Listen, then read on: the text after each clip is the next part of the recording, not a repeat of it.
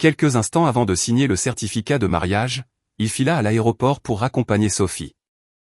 J'ai tout coupé. Le lendemain, il fut horrifié d'apprendre que l'air conditionné du bureau d'état civil de Paris soufflait fort. J'étais assise sur une chaise dure en plastique dans la salle d'attente, l'ourlet de ma robe blanche rentré sous mes genoux. Dans mes mains, je tenais la demande de licence de mariage dûment remplie. L'écriture dans la section du marié appartenait à Vincent. Une demi-heure plus tôt, il avait rempli la dernière lettre, posé le stylo et dit qu'il ne restait plus qu'à attendre que notre numéro soit appelé. Puis son téléphone vibra. Il jeta un coup d'œil à l'écran. Son expression ne changea pas du tout. Il tendit simplement la main. « Anne, donne-moi la bague une seconde. » Je crus avoir mal entendu. « Anne, la bague. » Ses doigts effleuraient déjà l'anneau de platine à l'annulaire de ma main gauche. Nous venions de la récupérer chez le bijoutier du quartier des Diamants la semaine dernière.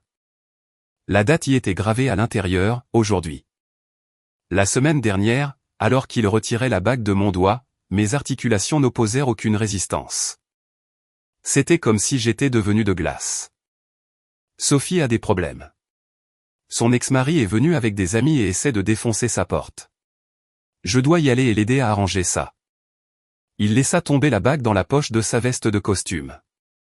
Le mouvement était si décontracté, comme s'il mettait de la petite monnaie dans sa poche. Je serai de retour dans 1 heure. Attends-moi ici. J'ouvris la bouche. Ne commence pas. Il marchait déjà vers la sortie, sans même se retourner. Je reviens tout de suite et nous signerons les papiers. Les lourdes portes vitrées se refermèrent derrière lui. Je restai assise sur la chaise en plastique. Les bords de l'application dans mes mains se recourbèrent lentement car mes paumes transpiraient. Une voix résonna depuis le haut-parleur automatique, numéro de ticket A37. Veuillez vous présenter au guichet 3. C'était notre numéro. Je regardai le ticket dans ma main, me levai, puis me rassis. Mes genoux tremblaient, non pas d'émotion. C'était une réaction mécanique d'un corps dont un interrupteur crucial venait d'être brutalement retiré. 20 minutes passèrent, 40, 1 heure. L'employé du guichet 3 jeta 2 fois un coup d'œil, me regardant directement. Mon écran de téléphone s'alluma. Un e-message de Vincent. Sophie est hystérique. Je vais rester un peu plus avec elle. Rentre à la maison. Nous reviendrons demain. Mon estomac se tordit, mais pas à cause de son message. C'était parce que juste au-dessus, une notification Instagram avait surgi. Un carrousel de photos de Sophie. Sur la première photo, Vincent se tenait dans un costume impeccablement taillé, tenant une coupe de champagne, entouré de gens. L'arrière-plan était clairement le salon VIP de l'aéroport Paris-Charles de Gaulle. La légende disait, tellement reconnaissante que Vincent ait pris le temps de me raccompagner. La lune de miel commence officiellement. Prochaine étape, Dubaï. Publié il y a 15 minutes. Je retournai mon téléphone face contre terre. Quand je me levai, mes jambes flanchèrent. Mon genou heurta la coudoir métallique de la chaise devant moi. Une douleur aiguë me traversa la jambe, suivie d'un engourdissement, mais je ne m'arrêtai pas. Je marchai droit vers la sortie. Au moment où je poussais les portes vitrées, une vague de chaleur estivale étouffante de Paris me frappa, mêlée à l'odeur des gaz d'échappement. Le rugissement d'un moteur résonna dans la rue. Ce n'était pas la voiture de Vincent, juste un VTC jaune. Je m'accroupis sur les marches du bâtiment municipal. L'ourlet de ma robe blanche traînait sur le béton sale. Ce qui montait de mon estomac me força à me pencher en avant dans un accès de nausée incontrôlable. Ce matin-là, voulant avoir le ventre plat pour les photos, je n'avais bu qu'un demi-verre de lait. Maintenant, tout finit dans une poubelle sur les marches. Je restais accroupi là, pressant mon front contre mes genoux, mes doigts froissant le tissu de ma robe. Mon esprit était complètement vide.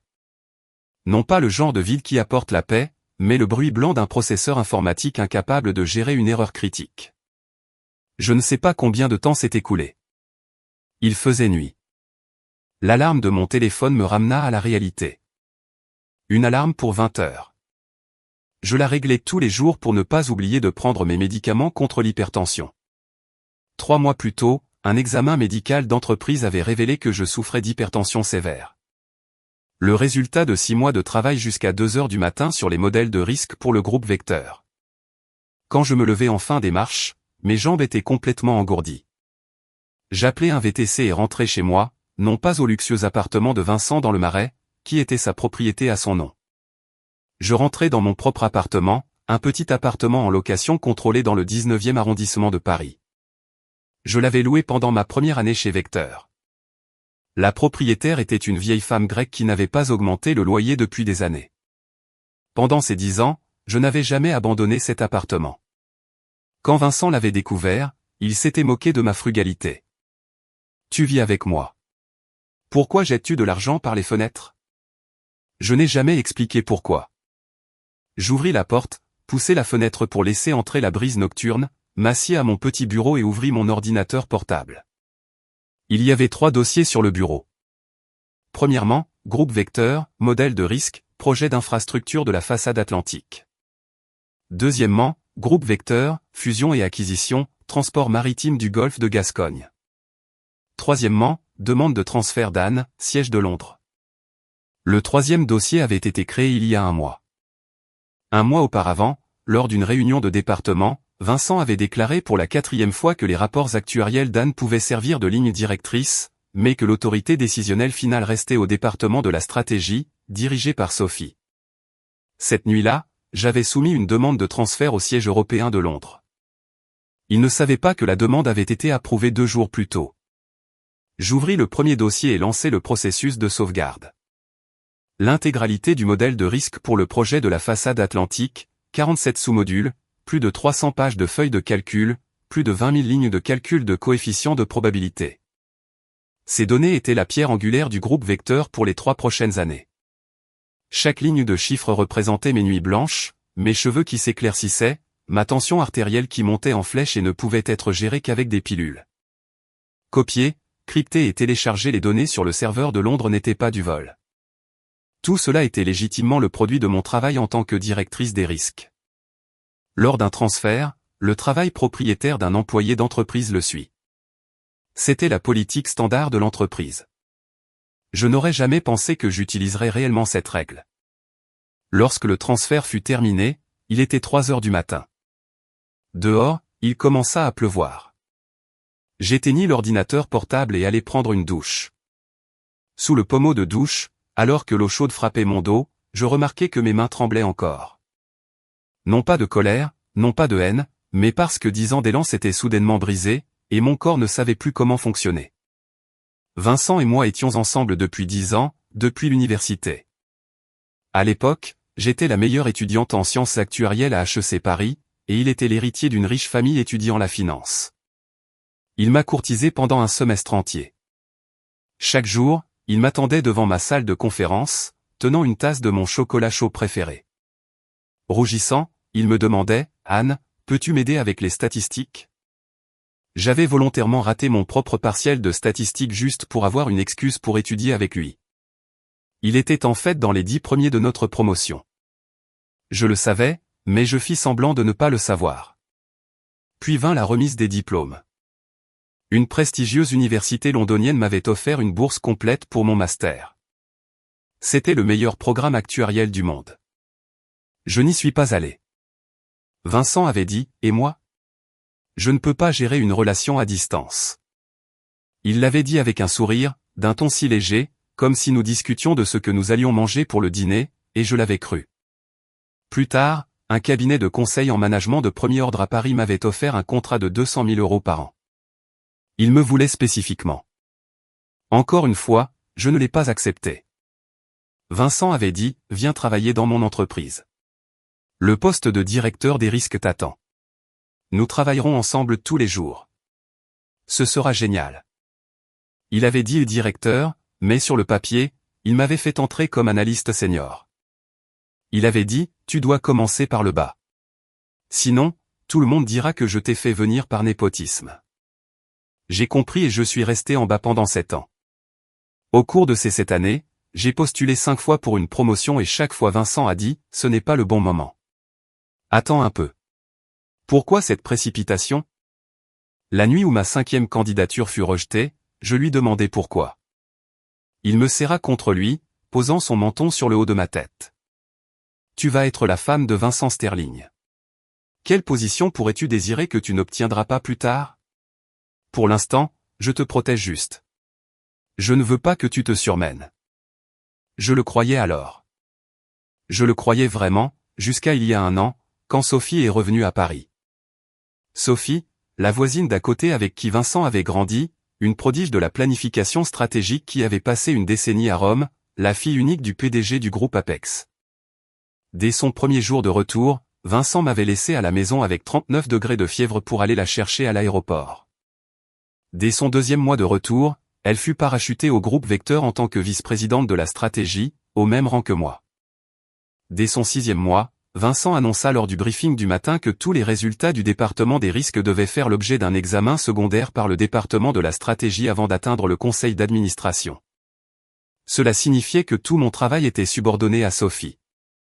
Nous nous sommes disputés une fois à ce sujet. Il m'avait traité de mesquine. Son père et mon père sont de vieux amis. La laisser examiner tes rapports est un signe de respect envers sa famille. N'as-tu vraiment aucune vision d'ensemble?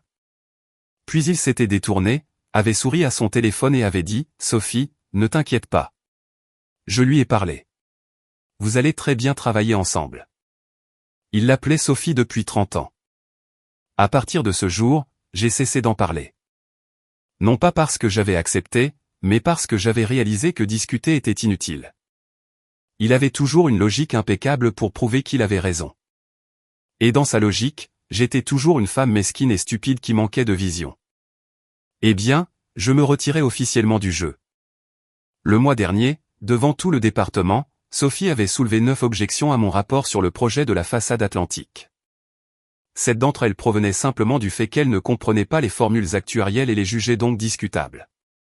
Après la réunion, Vincent m'avait tiré dans un coin. Pourrais-tu être un peu plus douce avec elle? Nous travaillons tous vers le même objectif ici. Cette nuit-là, j'avais demandé mon transfert à Londres. À 6h30 du matin, mon téléphone vibra. Un message de Vincent. Désolé pour hier. Les choses avec Sophie étaient plus compliquées que je ne le pensais. Je suis resté coincé avec elle jusqu'à minuit. Je me rattraperai ce soir. Nous irons à ce restaurant de sushi que tu aimes. L'hôtel de ville ne bouge pas. Nous pouvons y aller n'importe quel jour cette semaine. Je fixai le message. Mon pouce planait au-dessus de l'écran. Un autre message arriva. Ne sois pas fâché. J'ai la bague. Ne t'inquiète pas, je ne l'ai pas perdue. Je posai le téléphone sur la table de nuit, me levai et commençai à faire ma valise. Il n'y avait pas grand-chose à moi dans cet appartement. Quelques vêtements, mon ordinateur portable de travail, une écharpe en laine que ma mère m'avait envoyée l'année dernière. Alors que j'étais à moitié prête, le téléphone sonna à nouveau. Cette fois, l'écran affichait un appel, « Maman ». Je répondis. « Annie, alors vous avez signé les papiers hier? Pourquoi n'as-tu pas envoyé de photos à ta mère ?» La voix de ma mère portait cette joie chaleureuse spécifique d'un parent âgé. J'ouvris la bouche. « Maman, nous n'avons pas signé. » Un silence de 3 secondes pesa sur la ligne. Que s'est-il passé? La file était trop longue? Ce n'est pas grave. Vous pouvez y aller un autre jour. Maman, nous avons rompu. Silence à nouveau. Cette fois encore plus long. Puis j'entendis un très faible baume à travers le récepteur, comme si elle s'était étouffée.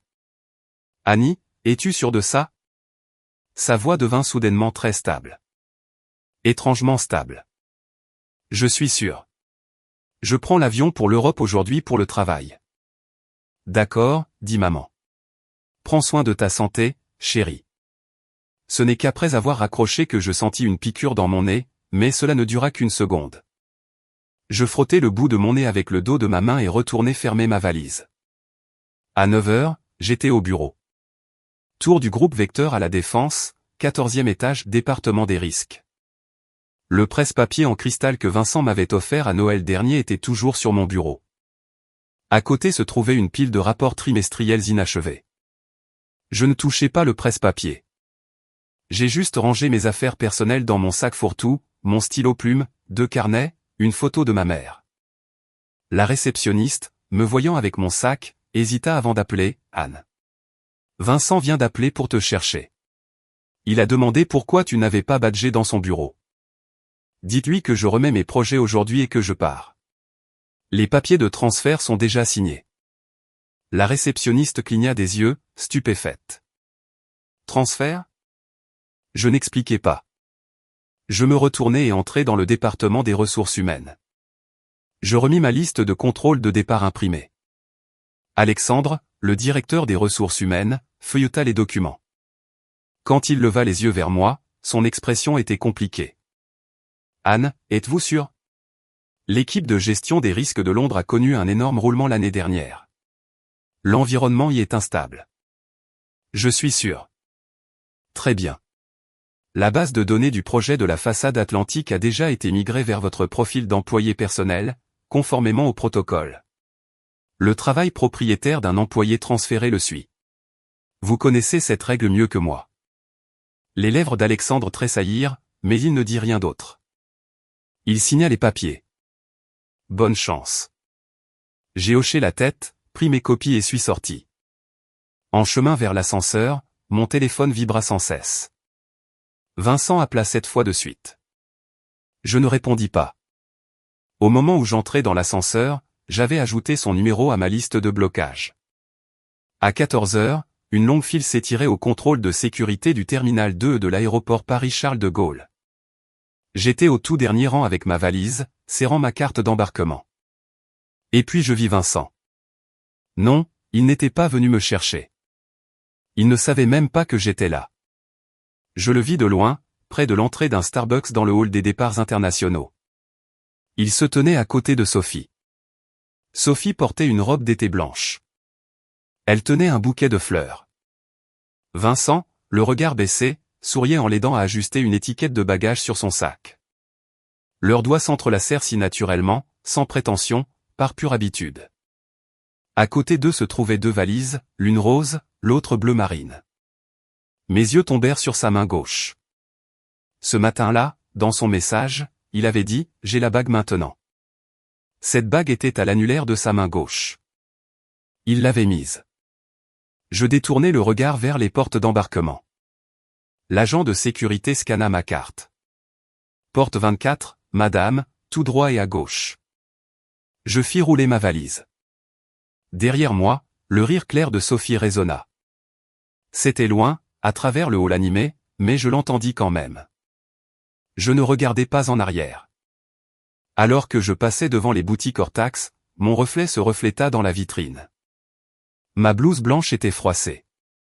C'était la même que j'avais portée à l'hôtel de ville la veille. Je m'arrêtai devant mon reflet pendant 2 secondes, puis continuai à marcher. Porte 24, vol pour Londres. Lorsque la sonnerie signala la fermeture des portes de la cabine, un dernier message apparut sur mon écran. « Anne, où es-tu ? Pourquoi tout le monde à l'entreprise dit que tu es partie ? Réponds au téléphone. »« Anne, c'est quoi ce jeu d'enfant ? » Je mis mon téléphone en mode avion. L'avion commença à rouler. Les lumières de la piste d'atterrissage s'estompèrent de plus en plus vite derrière la fenêtre. Puis le nez se leva et le sol devint une traînée de lumière. Je posai ma tête contre le siège et fermai les yeux. Mes mains ne tremblaient plus. 3 jours plus tard, Vincent ouvrit la porte de son appartement du Marais. L'entrée était sombre. Il tâtonna pour l'interrupteur et l'alluma. Une lumière jaune chaude inonda le porte-chaussures vide. Les ballerines beige d'Anne, qui se trouvaient toujours sur l'étagère du bas, avaient disparu. Il resta figé 2 secondes, changea de chaussures et entra. La table basse du salon était parfaitement vide. Le verre à eau, dans lequel Anne buvait tous les jours, avait disparu. Sur l'étagère à épices de la cuisine, la moitié des pots manquaient, ce qu'Anne utilisait exclusivement. Tous les post-it sur la porte du réfrigérateur avaient été arrachés, ne laissant que quelques aimants accrochés à l'acier inoxydable nu. Dans la chambre, les 3 étagères de gauche du placard étaient vides. La petite boîte en métal où Anne gardait ses pilules contre l'hypertension manquait sur la table de chevet. Dans la salle de bain principale, seuls ses articles de toilette étaient restés. Vincent se tenait dans l'embrasure de la porte de la salle de bain. Appuyé contre le cadre, il sortit son téléphone et composa le numéro d'Anne. « Le numéro que vous avez composé est indisponible. Il composa à nouveau. Le numéro que vous avez composé est indisponible. Les coins de sa bouche se baissèrent. Il ouvrit e-message et alla sur sa conversation avec Anne. Le dernier message était celui qu'il avait envoyé 3 jours auparavant. Ne sois pas fâché. J'ai la bague. Ne t'inquiète pas, je ne l'ai pas perdue. Il tapa, Anne, pourquoi as-tu déménagé? Combien de temps vas-tu faire cette comédie? Ramène tes affaires. Envoyé. Non livré. Un point d'exclamation rouge apparut. Il fixa l'icône rouge pendant 3 secondes. Sorti de la discussion, il retourna et envoya un autre message. Je sais que tu es en colère, mais agir comme ça, c'est trop, non livré. Son pouce planait au-dessus de l'écran. Le bout de son doigt blanchit légèrement. Il ferma l'application, ouvrit ses contacts, trouva le numéro d'Anne et rappela une dernière fois, directement sur la messagerie vocale. Son téléphone n'était pas éteint. Il était bloqué. Vincent serra le téléphone si fort que le boîtier émit un léger craquement. Il composa un autre numéro. La voix d'Alexandre, le directeur des RH, résonna, empreinte d'une légère léthargie post-travail. Vincent, Anne a-t-elle pris un congé payé? Alexandre marqua une pause d'1 seconde. Vincent, Anne n'est pas en congé payé. Elle a traité son transfert. Elle est partie il y a 3 jours pour le siège européen. Les papiers sont en ordre. J'ai signé. Vincent se détacha de l'encadrement de la porte. Qui a approuvé la demande de transfert? Elle a été approuvée le mois dernier. Le vice-président Evans l'a signée. J'ai juste exécuté la procédure RH finale. Le ton d'Alexandre devint plus prudent. Conformément au protocole de l'entreprise, cela ne nécessitait pas votre autorisation secondaire. Je demande qui l'a signé. Le vice-président Evans. Vincent raccrocha. Il regarda son téléphone. Les 2 icônes rouges non livrées brillaient moqueusement sur l'écran. Il resta immobile dans l'appartement vide. Le lendemain matin, tour du groupe Vecteur, bureau de Vincent. Il était assis sur sa chaise de bureau en cuir. Sur son écran se trouvait le système interne de gestion de projet de l'entreprise. Il tapa dans la barre de recherche, modèle de risque projet façade atlantique. La recherche donna une invite système, les fichiers du projet ont été migrés vers la base de données du siège de Londres du groupe Vecteur, ainsi que l'employé transféré Anne. Pour y accéder, veuillez contacter le département des risques au siège de Londres. Il tapa, fusion et acquisition transport maritime du golfe de Gascogne. Même notification. Il entra 7 projets à la suite. Chacun d'eux donna la même réponse. On frappa à la porte et Sophie entra. Elle tenait une tasse d'américano qu'elle posa sur son bureau avec un sourire. Vic, j'ai entendu dire qu'Anne était partie. Elle s'appuya sur le bord de son bureau. Son ton était décontracté, comme si elle discutait de la météo. Alexandre au RH a dit qu'elle avait été transférée à Londres. Que s'est-il passé? Vous vous êtes disputé? Vincent ne la regarda pas. Ses yeux étaient rivés sur le moniteur. Sophie inclina la tête. Oh, eh bien, bon débarras. Maintenant, le département de la stratégie je n'aurai plus à gérer ces retards pendant les audits de risque. Elle était toujours assise là, l'air si misérable de toute façon. Sophie, Vincent parla enfin. Oui, le projet de la façade atlantique a un roadshow pour la 3e série d'investissement le mois prochain. L'intégralité de la base de données de modélisation des risques est partie avec Anne. Il se tourna pour la regarder.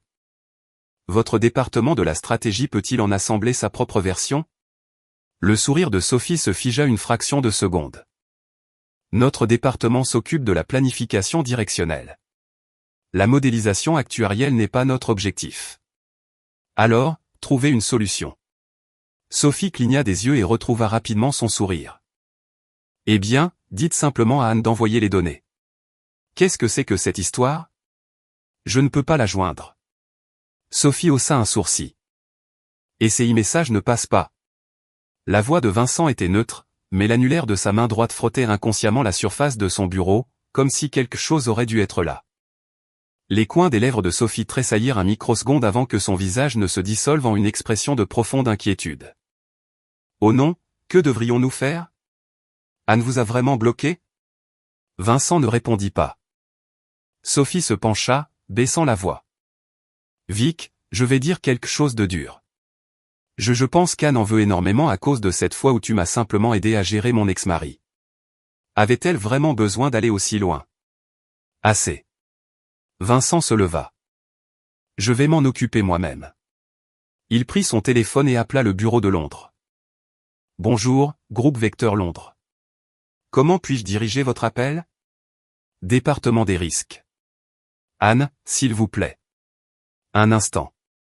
La musique d'attente joua pendant près d'1 minute. Monsieur, bonjour. La directrice Anne est actuellement en réunion. Souhaitez-vous laisser un message ou qu'elle vous rappelle? C'est Vincent. Silence à l'autre bout pendant quelques secondes. Monsieur, la réunion de la directrice est classifiée. Je ne peux pas l'interrompre. Si vous avez une demande commerciale, vous pouvez envoyer un courriel à la boîte de réception officielle du département. Vous recevrez une réponse dans les 3 jours ouvrables. 3 jours ouvrables? Oui, monsieur. La poigne de Vincent sur le combiné se resserra. Il prit une profonde inspiration. Alors, dites-lui que c'est lui. Il trébucha sur les mots. J'appelle du bureau de Paris. Dites-lui de me rappeler dès qu'elle voit ça. Compris. Monsieur, je transmettrai le message. Raccrochant, il fixa la ligne sur son moniteur, contacter le département des risques au siège de Londres. Il tapota 3 fois du doigt sur le bureau, puis ouvrit sa messagerie électronique et composa un message. Objet, Anne, reviens. Cor, tu as eu ton temps pour être en colère. Ça suffit. Reviens. Ramène tes affaires. Tu as pris les données pour le roadshow de la façade atlantique. Pense aux conséquences de ce que tu fais. Envoyé. 1 semaine plus tard. Chaque matin, la première chose que Vincent faisait était de rafraîchir sa boîte de réception. Une réponse d'Anne ne vint jamais. Il envoya 4 autres emails. Deuxième, Anne, je sais que j'ai eu tort ce jour-là, mais le moins que tu aurais pu faire était de remettre tes projets de manière professionnelle avant de partir. C'est une question d'éthique d'entreprise. Troisième, tu ne réponds ni aux messages ni aux emails. Qu'est-ce que tu essaies d'obtenir? Nomme tes conditions. Quatrième, j'ai déjà parlé à Sophie. Désormais, le département de la stratégie n'auditera plus tes rapports. Reviens. Ton poste est toujours ouvert. 5e email. Et toujours le silence. Pendant ce temps, le roadshow du projet de la façade atlantique fut reporté à la demande des investisseurs en raison de données de risque incomplètes. Vincent était assis dans la salle de conférence.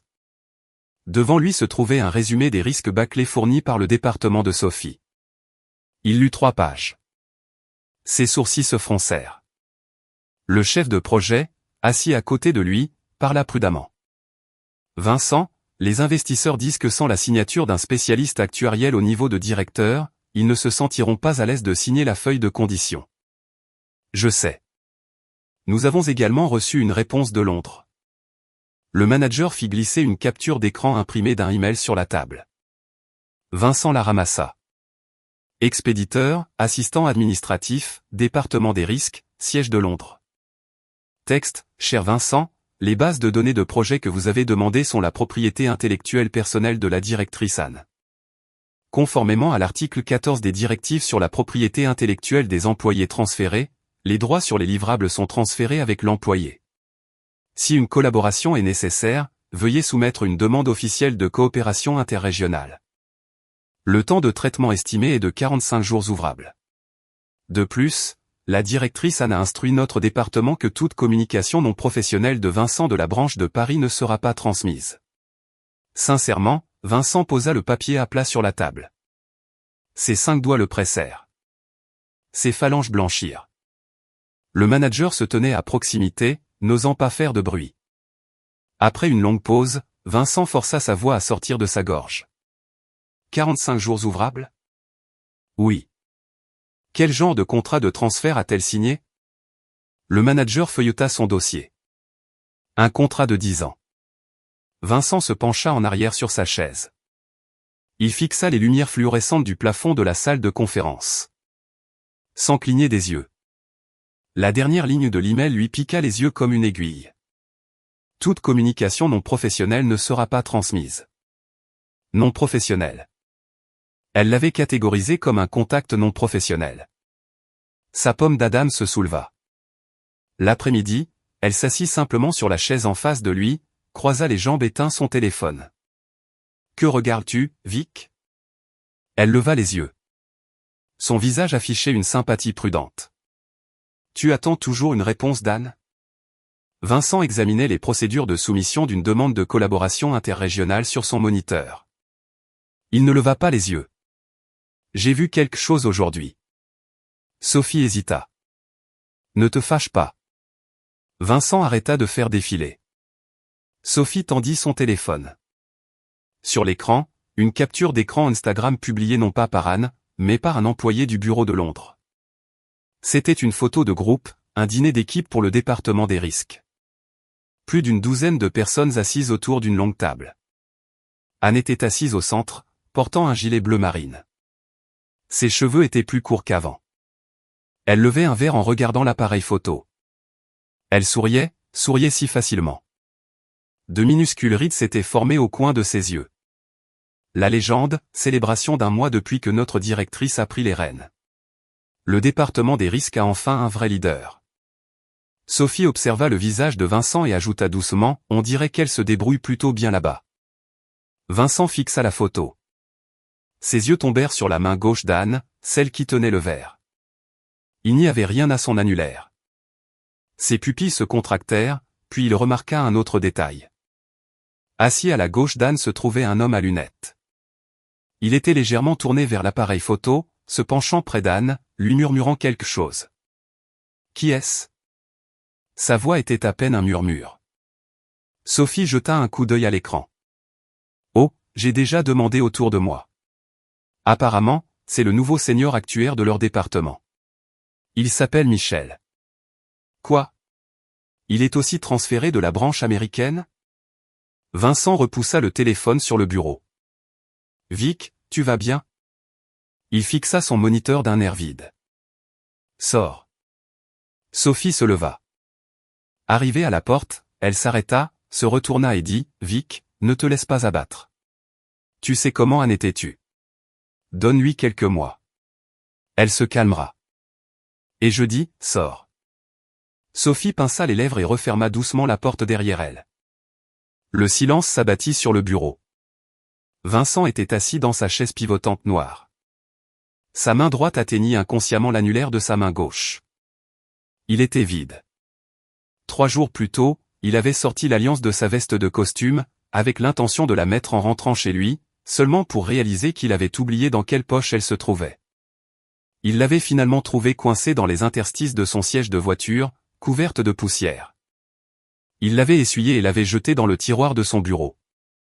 Maintenant, il ouvrit le tiroir. La bague gisait là tranquillement. À côté se trouvait la demande de licence de mariage qu'ils avaient remplie avant que tout ne tourne mal. Dans la section du marié, son nom. Dans la section de la mariée, le nom d'Anne. Le document entier était rempli de son écriture. Il se souvenait d'avoir écrit les lettres ce jour-là et d'avoir posé le stylo. Puis il avait répondu à l'appel de Sophie. Puis il était parti. Il se souvenait d'avoir dit à Anne qu'il avait juste besoin d'attendre que leur numéro soit appelé. Il se souvenait de lui avoir dit qu'il reviendrait dans 1 heure, mais il ne se souvenait pas s'il était réellement retourné à l'hôtel de ville. Vincent referma le tiroir d'un coup. Il prit à nouveau son téléphone, ouvrit e-message et ouvrit sa conversation avec Anne.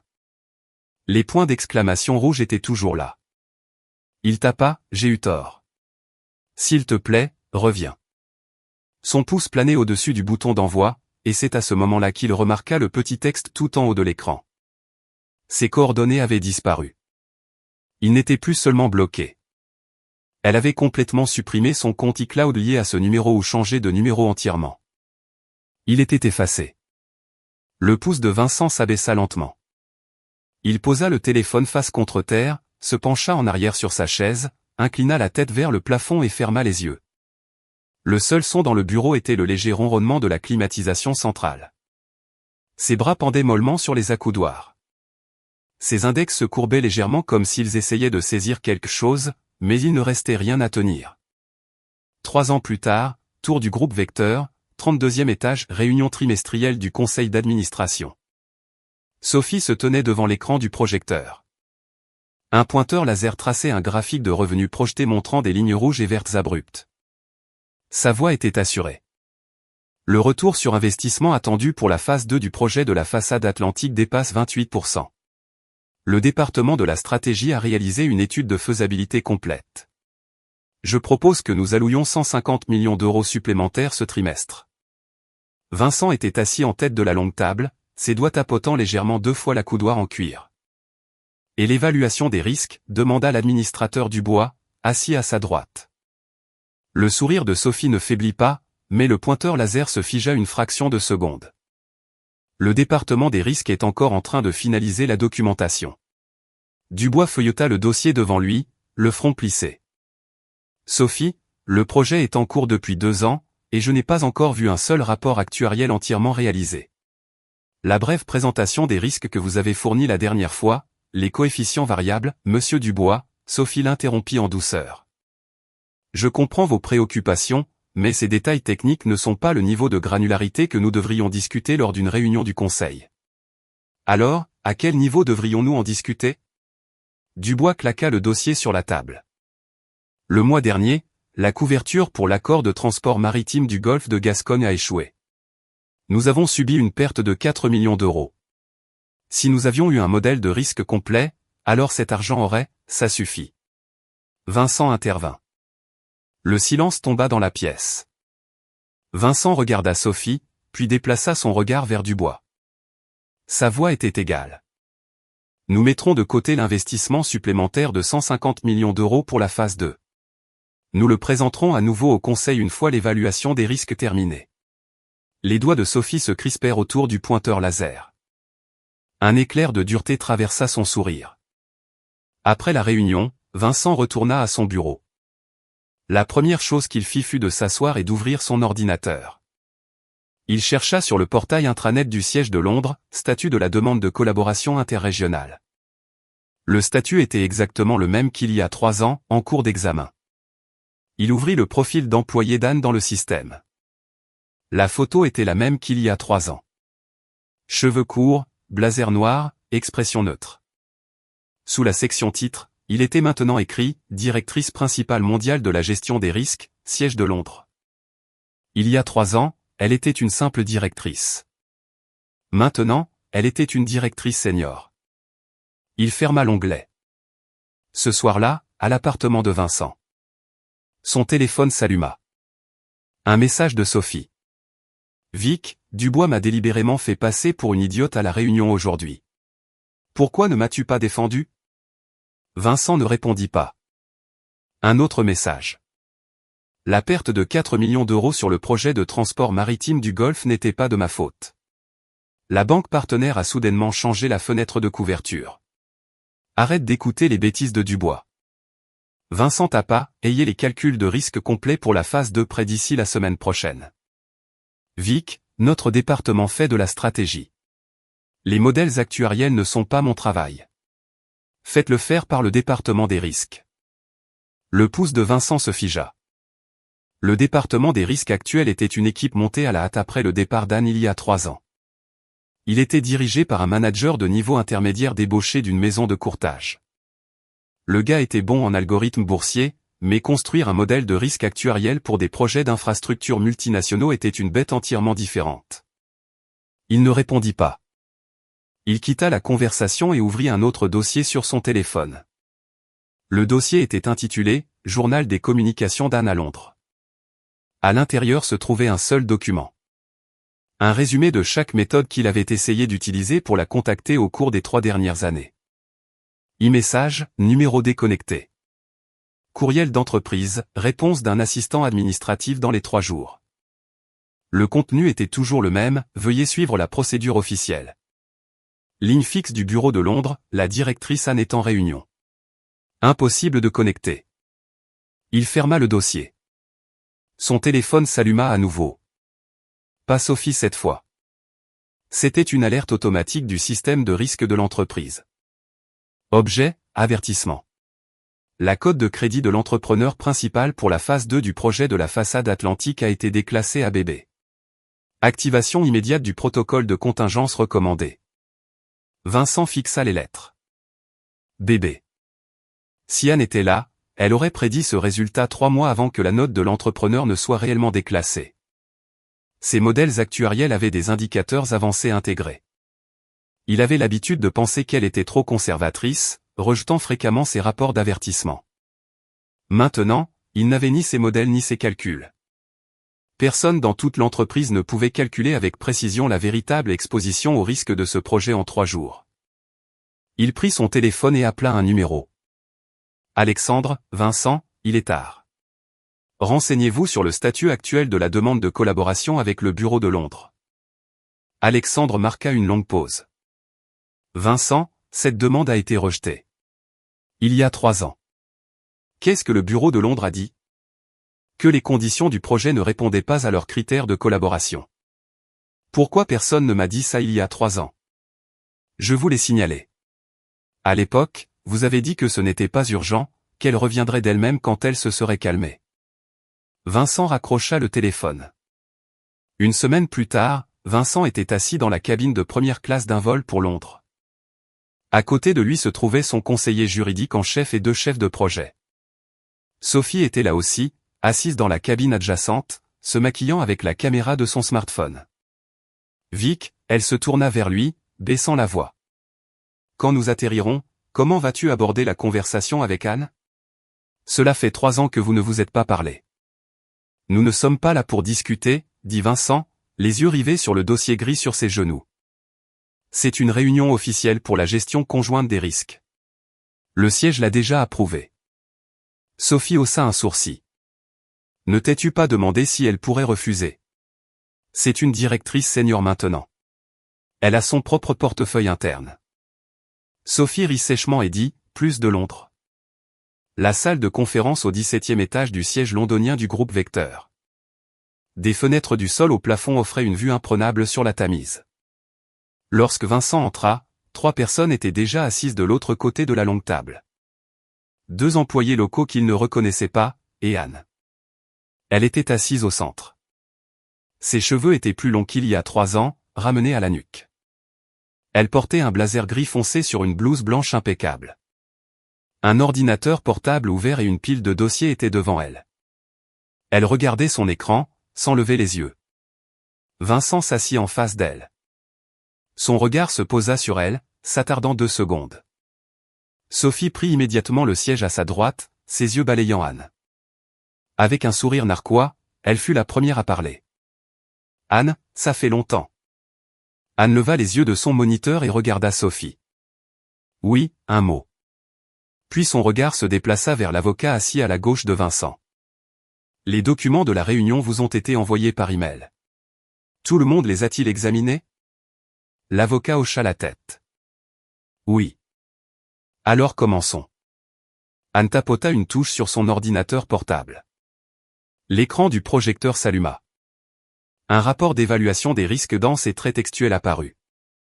Le titre de la diapositive disait « Groupe Vecteur, phase 2, projet d'infrastructure de la façade atlantique, évaluation pour la collaboration interrégionale ». En voyant ce titre, les épaules de Vincent se détendirent légèrement. Elle avait accepté de mener l'évaluation. « Je commencerai par les conclusions, » dit Anne. Sa voix était stable, ni rapide ni lente. Elle cliqua sur la 2e diapositive. C'était une liste de risques mis en évidence en texte rouge. Dans les documents que vous avez fournis, j'ai identifié 47 vulnérabilités dans le cadre de risques. 12 d'entre elles sont classées comme fatales. Le déclenchement de l'une d'elles entraînera une rupture du flux de trésorerie du projet.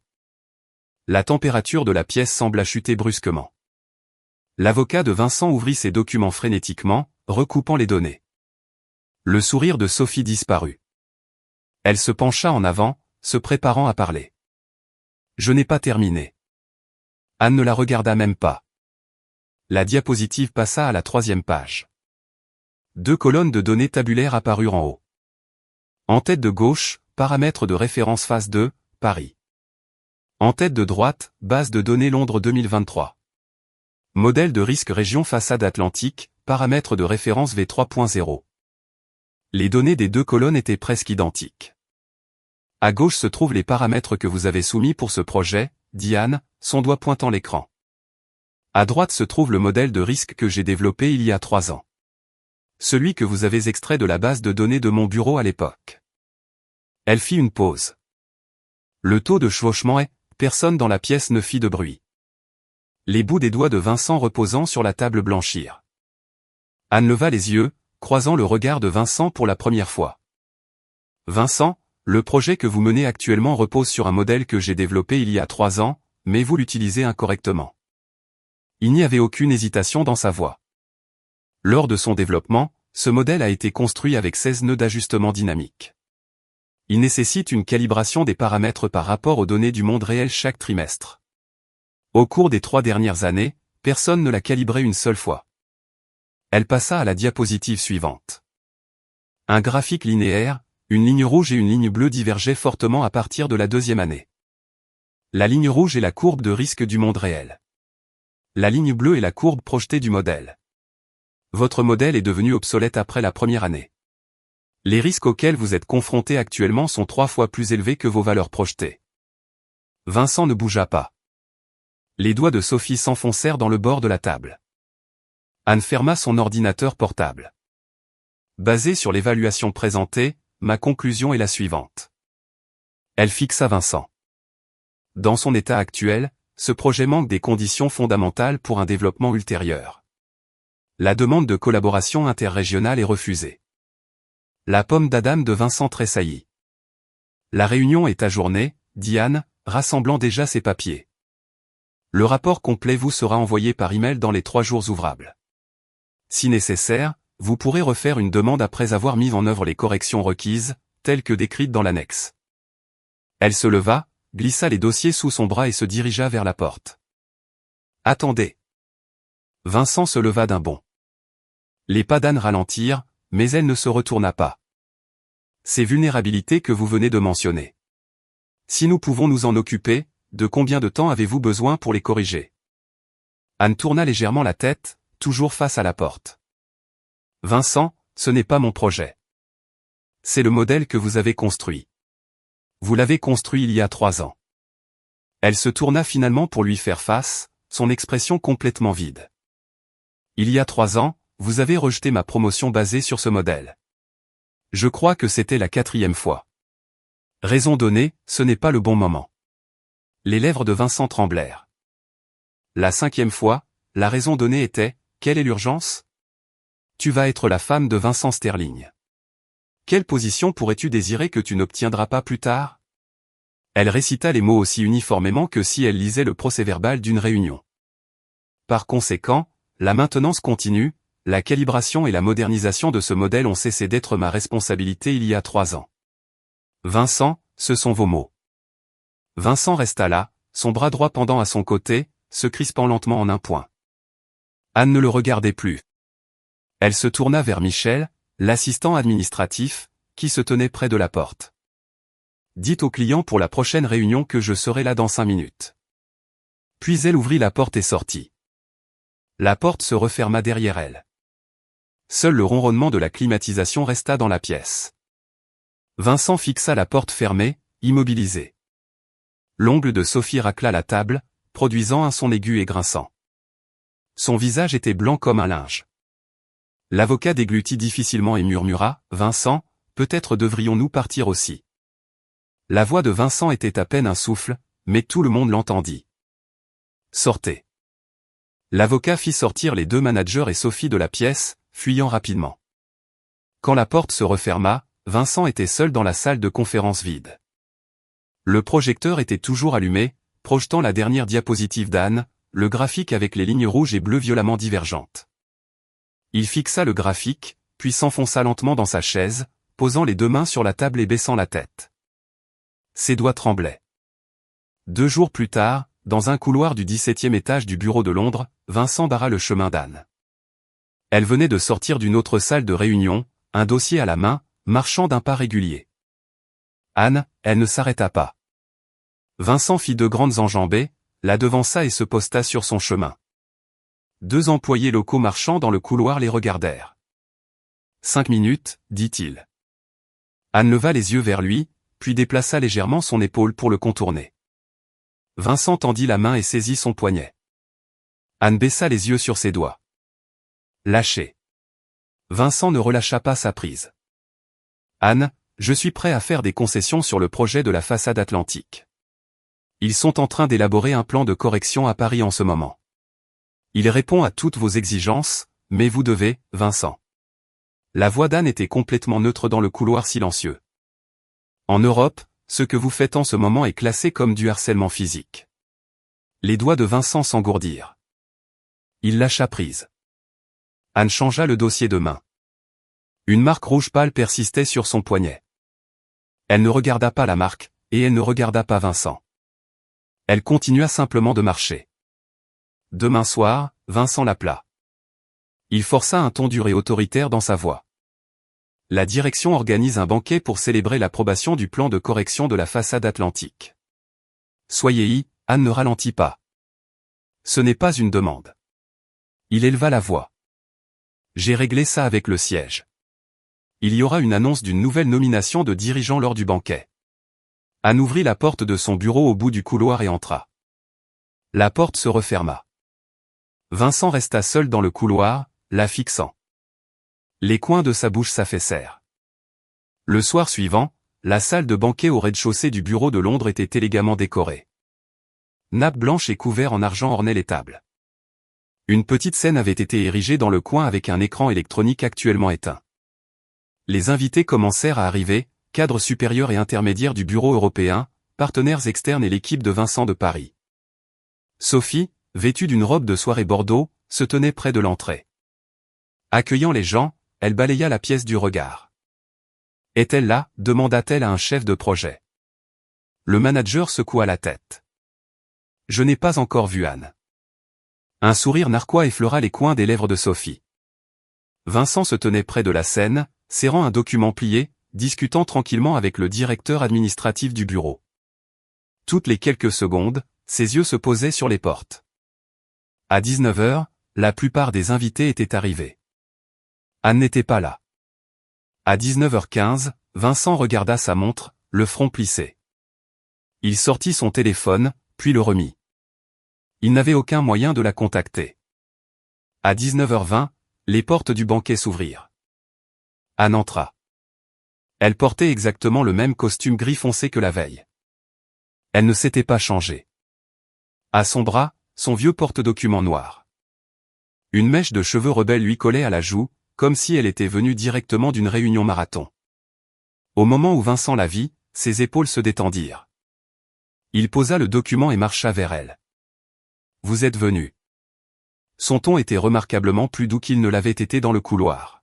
« Votre place est au premier rang. Venez avec moi. » Anne se tenait près de la porte, immobile. Elle inspecta la pièce, la scène, l'écran, les rangées de verres en cristal. Puis elle regarda Vincent. Un banquet pour célébrer un succès. Oui. Vincent lui fit signe de le suivre. Le siège a déjà approuvé le plan de correction. Ce soir, c'est la célébration officielle. Anne ne bougea pas vers les tables. Qui a rédigé le plan de correction ? Vincent hésita. J'ai demandé à l'équipe des risques de Paris de le construire sur la base de votre rapport. Je ne demande pas qui a tenu le stylo. Je demande qui a effectué la calibration. Les 16 nœuds d'ajustement dynamique pour le modèle actuariel. Les lèvres de Vincent s'entr'ouvrirent, mais aucun mot ne sortit. Vincent. La voix d'Anne n'était ni basse ni forte, mais juste assez forte pour que les 3 ou 4 personnes les plus proches de l'entendent. Les paramètres de calibration de votre plan de correction ont été entièrement copiés-collés d'un rapport consultatif interne que j'ai soumis à la direction la semaine dernière. L'entête de ce rapport stipule explicitement pour référence seulement, ne constitue pas un engagement de collaboration. Les bras de Vincent s'abaissèrent lentement. Votre banquet célèbre les données de quelqu'un d'autre, dit-elle. Quelques employés locaux se tenant à proximité échangèrent des regards. La mâchoire de Vincent se serra une seconde. Puis il prit une profonde inspiration, étirant les coins de sa bouche en un sourire magnanime et pratiqué. Très bien, disons simplement que je n'ai pas été assez clair. Il recula d'un demi-pas, lui laissant de l'espace. En fait, il y a une autre raison à ce soir. Il se tourna vers la scène et fit signe d'allumer l'écran électronique. Une note de nomination exécutive officielle apparut en noir et blanc frappant, portant le logo du groupe Vecteur. Le texte consistait en une seule ligne, par résolution du conseil d'administration du groupe Vecteur, Anne est par la présente nommée présidente mondiale de la gestion des risques, avec effet immédiat. La salle resta silencieuse pendant 2 secondes. Puis des applaudissements polis et hésitants éclatèrent. Alors que quelques autres personnes se joignirent, cela devint plus fort. Vincent se retourna pour faire face à Anne, affichant une expression qu'il croyait clairement être l'image de la grâce. Anne. Sa voix résonna dans le microphone à travers la salle. Je sais que par le passé j'ai fait des erreurs. Ces 5 rejets de promotion. En ce moment, je te dégage la voie directement vers le sommet. Ne te donne-je pas ce que tu mérites? Son ton portait la confiance suprême d'un homme disant, je t'ai donné le meilleur.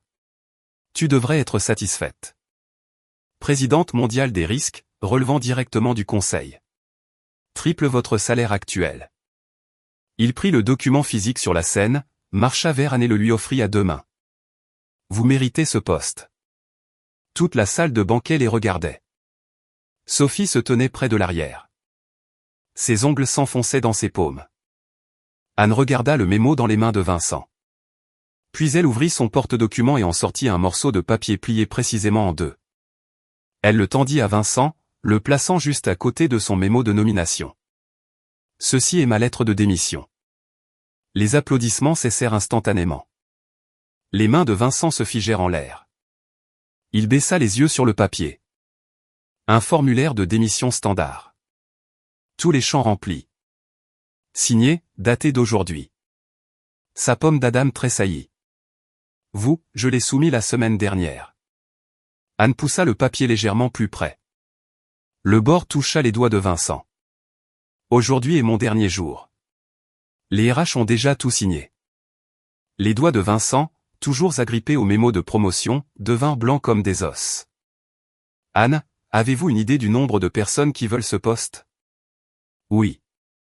Alors vous ne voulez pas, il s'étouffa avec les mots. La salle devint si silencieuse qu'on pouvait entendre la glace fondre dans les verres au fond de la pièce. Les lèvres de Vincent tremblèrent légèrement. Il fit un demi-pas en avant, baissant la voix pour que personne d'autre ne puisse l'entendre. Anne, qu'essayez-vous d'obtenir? J'en suis arrivé là. Dites-moi simplement ce que vous voulez. Anne referma son porte-document. Vincent. Sa voix n'était ni intentionnellement basse, ni forte. Je pense que vous ne comprenez pas. Elle leva les yeux, le rencontrant du regard, droit dans les yeux.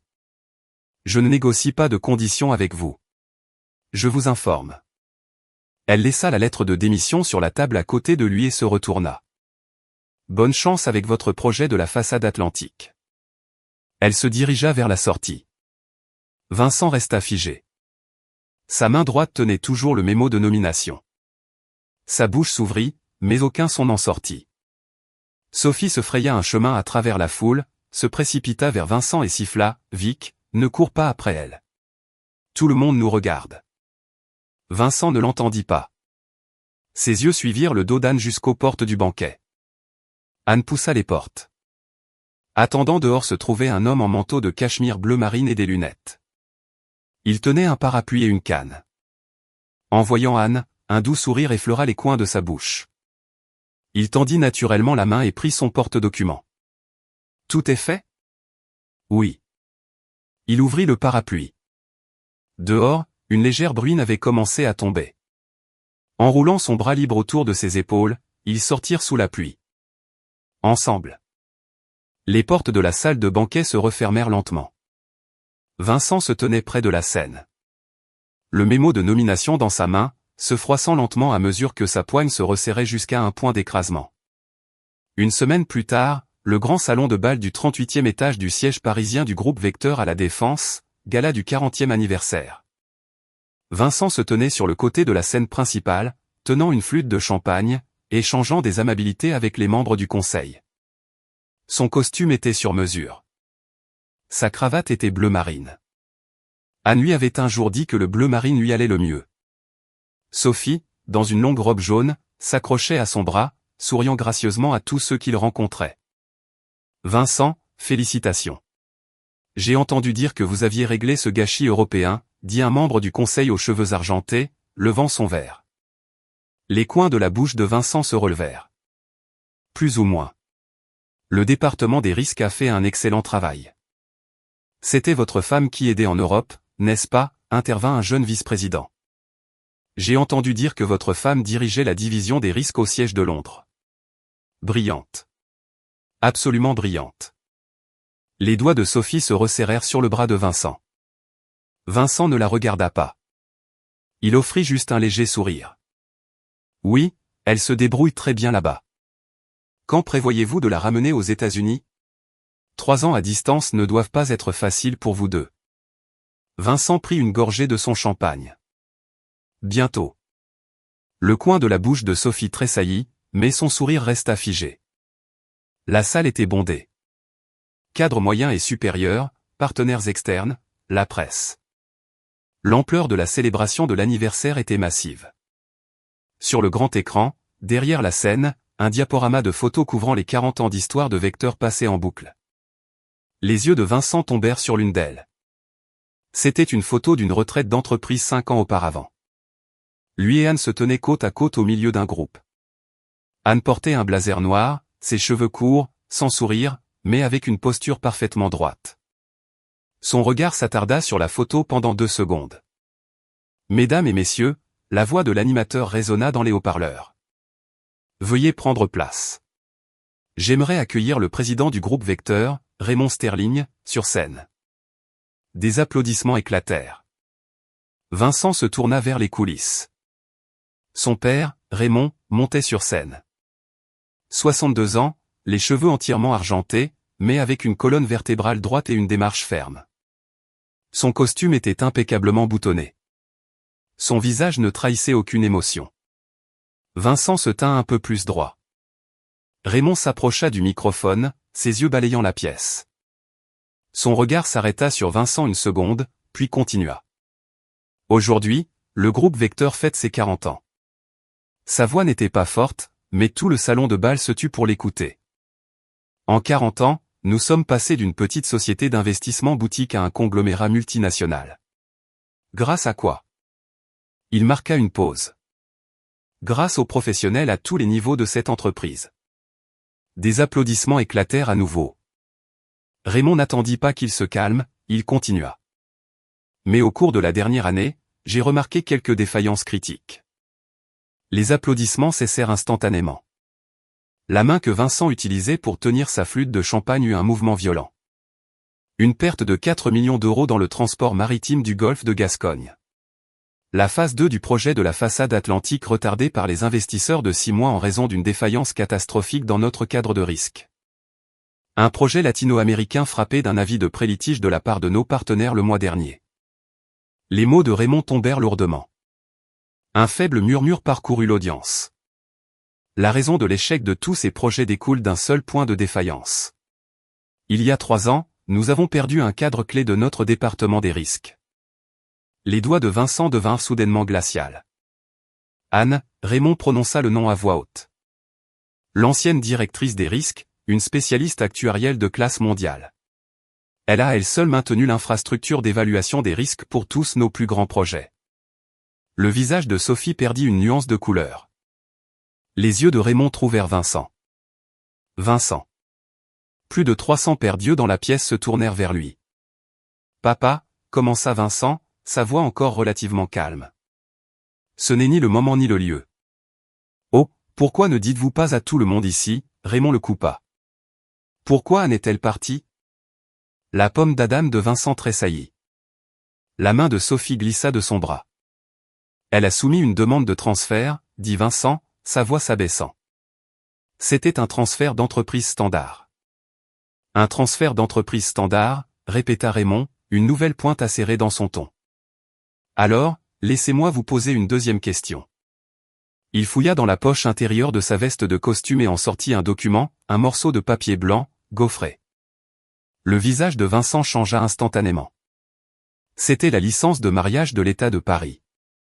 Raymond tint le papier en l'air afin que les premiers rangs puissent le voir. Ce document est resté dans le coffre-fort de mon bureau pendant 3 ans. Vous avez 32 ans. Quand m'avez-vous demandé de le récupérer? Vincent resta silencieux. Ses bras pendaient à ses côtés. Ses phalanges étaient blanches.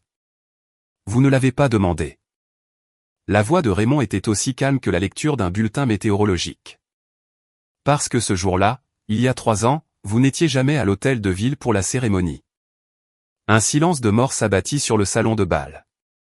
On pouvait entendre le ronronnement de la climatisation. Vous avez pris un appel téléphonique sur les marches de l'hôtel de ville, Raymond baissa les yeux sur le papier dans sa main comme s'il se souvenait d'un souvenir, et vous êtes parti. Vous êtes parti aider Sophie à choisir une robe de mariée. Le visage de Sophie passa du blanc au rouge, puis de nouveau au blanc. Elle ouvrit la bouche. Monsieur Sterling, s'il vous plaît, laissez-moi expliquer. Vincent fit un pas en avant. À qui comptez-vous l'expliquer? Le regard de Raymond se leva, appuyant sur Vincent comme un couteau émoussé. Aux 300 invités dans cette salle. Il déplia la licence de mariage et la tendit au cadre des premiers rangs. Regardez attentivement. La ligne de signature de l'officier, la ligne de signature de la mariée, vide. Rien n'a jamais été enregistré. Raymond laissa tomber le papier sur le pupitre. Le document blanc immaculé paraissait aveuglément dur sous les lumières de la scène. Vous et Anne n'avez jamais été mariés. La pièce explosa enfin en un faible rugissement de voix qui se chevauchait, comme une bouilloire qui déborde. Pas possible. 3 ans et il n'était pas marié. Il l'a dit à tout le monde. Sa femme était en Europe. Mon Dieu. Vincent resta figé sur place, cloué au sol. Ses lèvres tremblèrent. Papa. Sa voix se brisa. Nous avions convenu de signer les papiers après la cérémonie de mariage. Quelle cérémonie de mariage? Le ton de Raymond révéla enfin un dégoût flagrant. Vous n'avez même pas signé le document légal. De quel mariage parlez-vous? Vous avez abandonné une femme seule sur les marches de l'hôtel de ville et vous vous êtes enfui. Il se tourna pour regarder Sophie. Vous vous êtes enfui pour choisir des robes avec elle. Les doigts de Sophie griffaient le tissu de sa robe, ses phalanges blanches. Elle fit un demi-pas en arrière, les lèvres serrées. Raymond, un membre du conseil, parla prudemment. N'est-ce pas une affaire personnelle de famille? Discutons en privé. Ce n'est pas une affaire personnelle. La voix de Raymond devint glaciale. C'est une affaire d'entreprise. Il se retourna vers la salle, s'adressant à tout le monde. Je soulève ce point pour énoncer un seul fait à vous tous. Anne n'est pas membre de la famille de Vincent et elle ne l'a jamais été. Elle n'a absolument aucune obligation de sauver les projets de cette entreprise. Elle n'a aucune obligation de répondre aux exigences de Vincent. Il marqua une pause d'1 seconde. La semaine dernière, le bureau de Londres a envoyé la confirmation officielle de la démission d'Anne. Elle n'est plus employée du groupe Vecteur. À l'avenir, quiconque tentera de la contacter au nom de cette entreprise, quiconque osera la harceler, je m'en occuperai personnellement. Raymond prononça le dernier mot et reposa le microphone sur le support.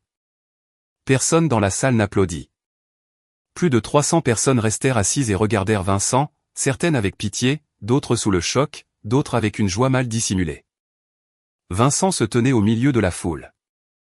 Son visage était entièrement dépourvu d'expression, non pas par calme, mais parce que ses muscles faciaux avaient oublié comment bouger.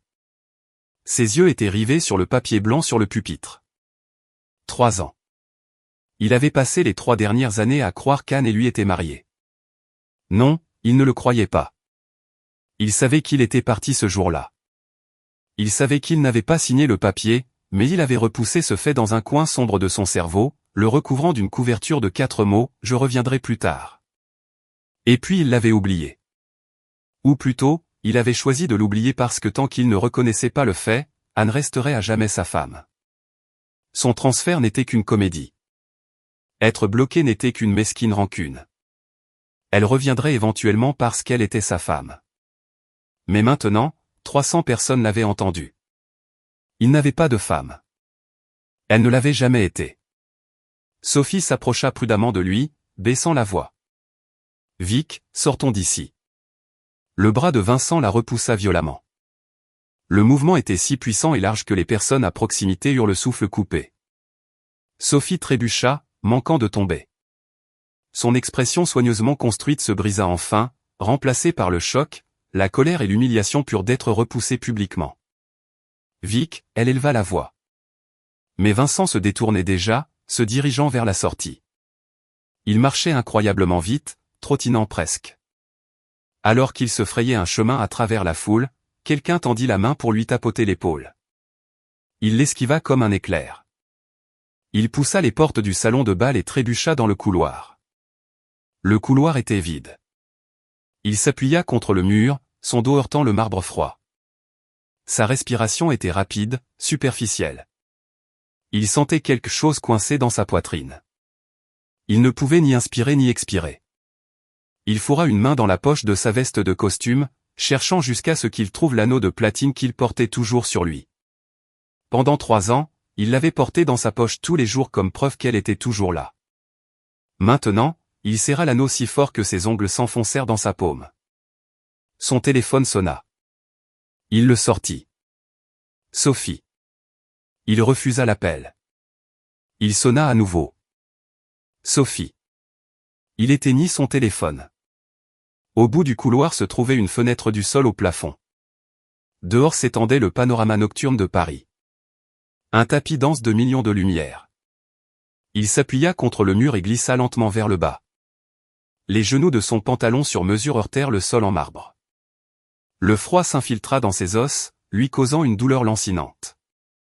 Il voulait appeler Anne, mais il n'avait même pas son numéro.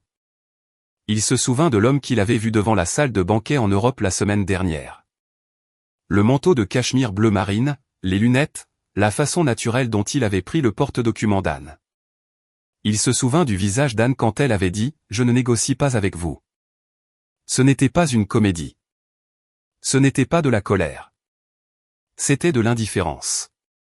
Elle l'avait regardé comme un homme qui n'avait absolument rien à voir avec elle. Vincent pressa son front contre ses genoux.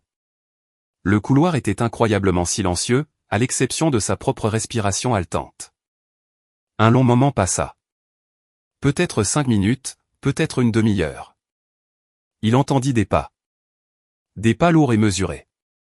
Raymond s'arrêta devant lui. Vincent ne leva pas les yeux. « Lève-toi ».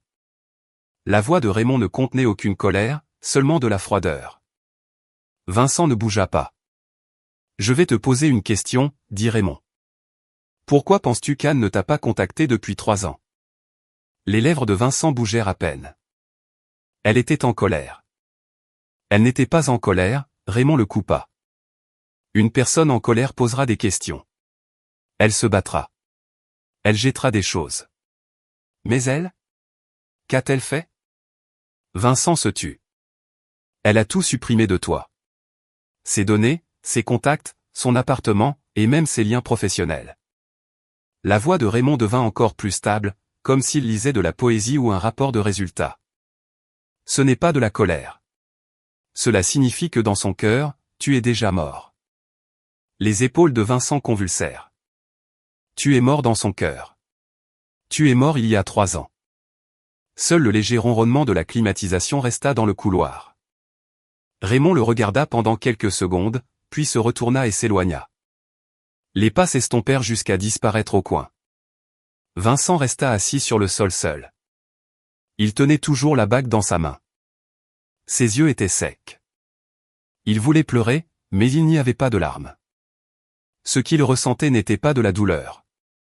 C'était un vide infini, comme si quelque chose avait été arraché de sa poitrine par les racines, laissant un trou béant où le vent hurlait à travers lui. Il ouvrit lentement ses doigts.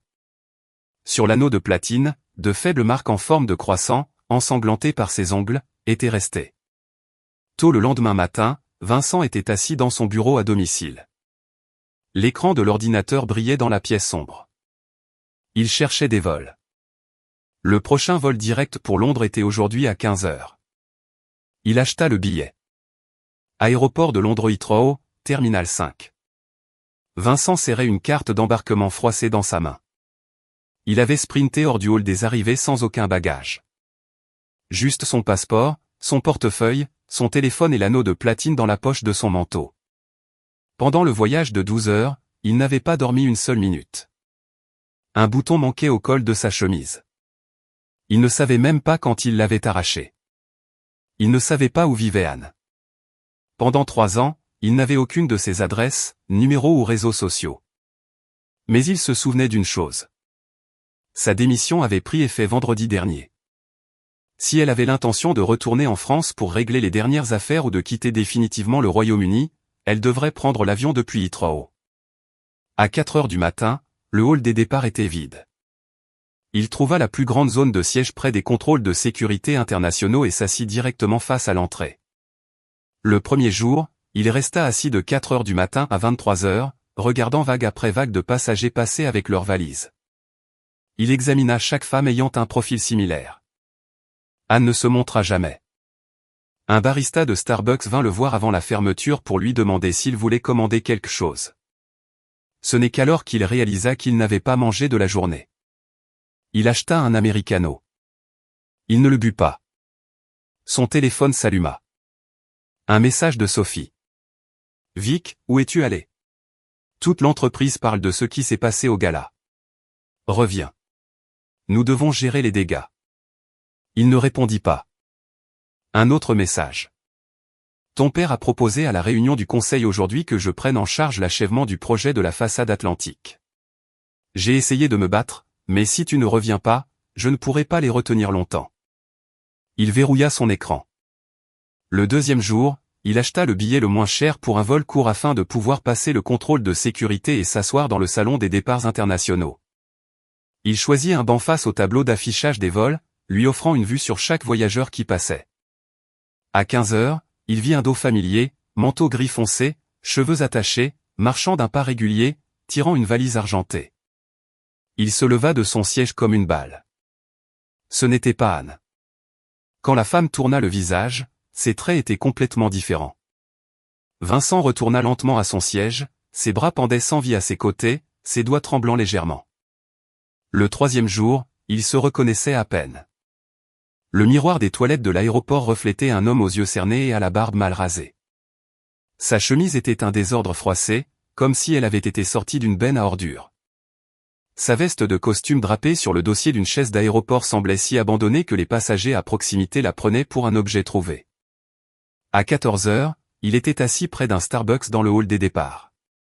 Sa 5e tasse d'Americano était depuis longtemps froide. Du coin de l'œil, il aperçut un mouvement devant les portes automatiques. Un taxi noir s'arrêta à la zone de dépose. La porte arrière s'ouvrit. Des pieds portant des chaussures plates se posèrent sur le trottoir. Anne. Elle portait un long trench coat marron clair. Ses cheveux étaient lâchés, visiblement plus longs qu'il y a 3 ans. Une main tenait la poignée d'une valise. L'autre tenait son téléphone avec une carte d'embarquement numérique sur l'écran. Vincent se leva.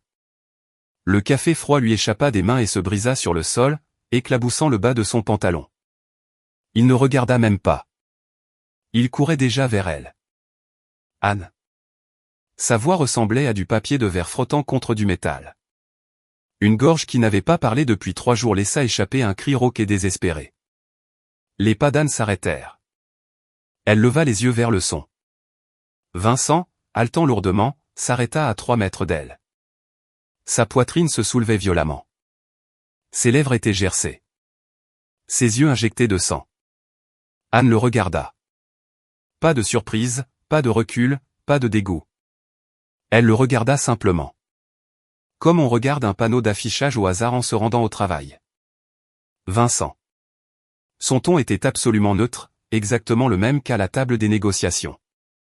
Vincent fit un pas en avant. Anne, écoute-moi. Depuis combien de temps attendez-vous ici? Ses lèvres bougèrent. 3 jours. Anne jeta un coup d'œil à sa montre, puis lâcha la poignée de sa valise, la laissant reposer d'elle-même. Parlez. Vous avez 5 minutes. 5 minutes. Vincent déglutit difficilement. Sa main plongea dans la poche de son manteau, cherchant la bague, mais il la lâcha ensuite. Il en sortit une main vide. J'ai démissionné. Les sourcils d'Anne tressaillirent légèrement. Après le gala, j'ai soumis ma démission. J'ai renoncé à toutes mes actions, à tous mes droits d'héritage. Mon père a déjà signé les papiers. Sa voix était pressée, frénétique, comme si elle craignait qu'elle ne se retourne et s'éloigne à tout moment. Sophie n'a absolument rien à voir avec moi à partir d'aujourd'hui. Je me fiche de l'entreprise. Je ne veux rien de tout ça. Il sortit un morceau de papier plié de son autre poche et l'ouvrit. Les coins étaient tachés. L'encre légèrement floue. Ceci est ma renonciation notariée à l'héritage. Je l'ai déjà envoyé à mon père. Voici l'original. Il tendit le papier à Anne.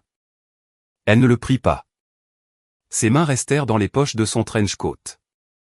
Ses yeux s'attardèrent sur le papier une seconde, puis se tournèrent vers lui.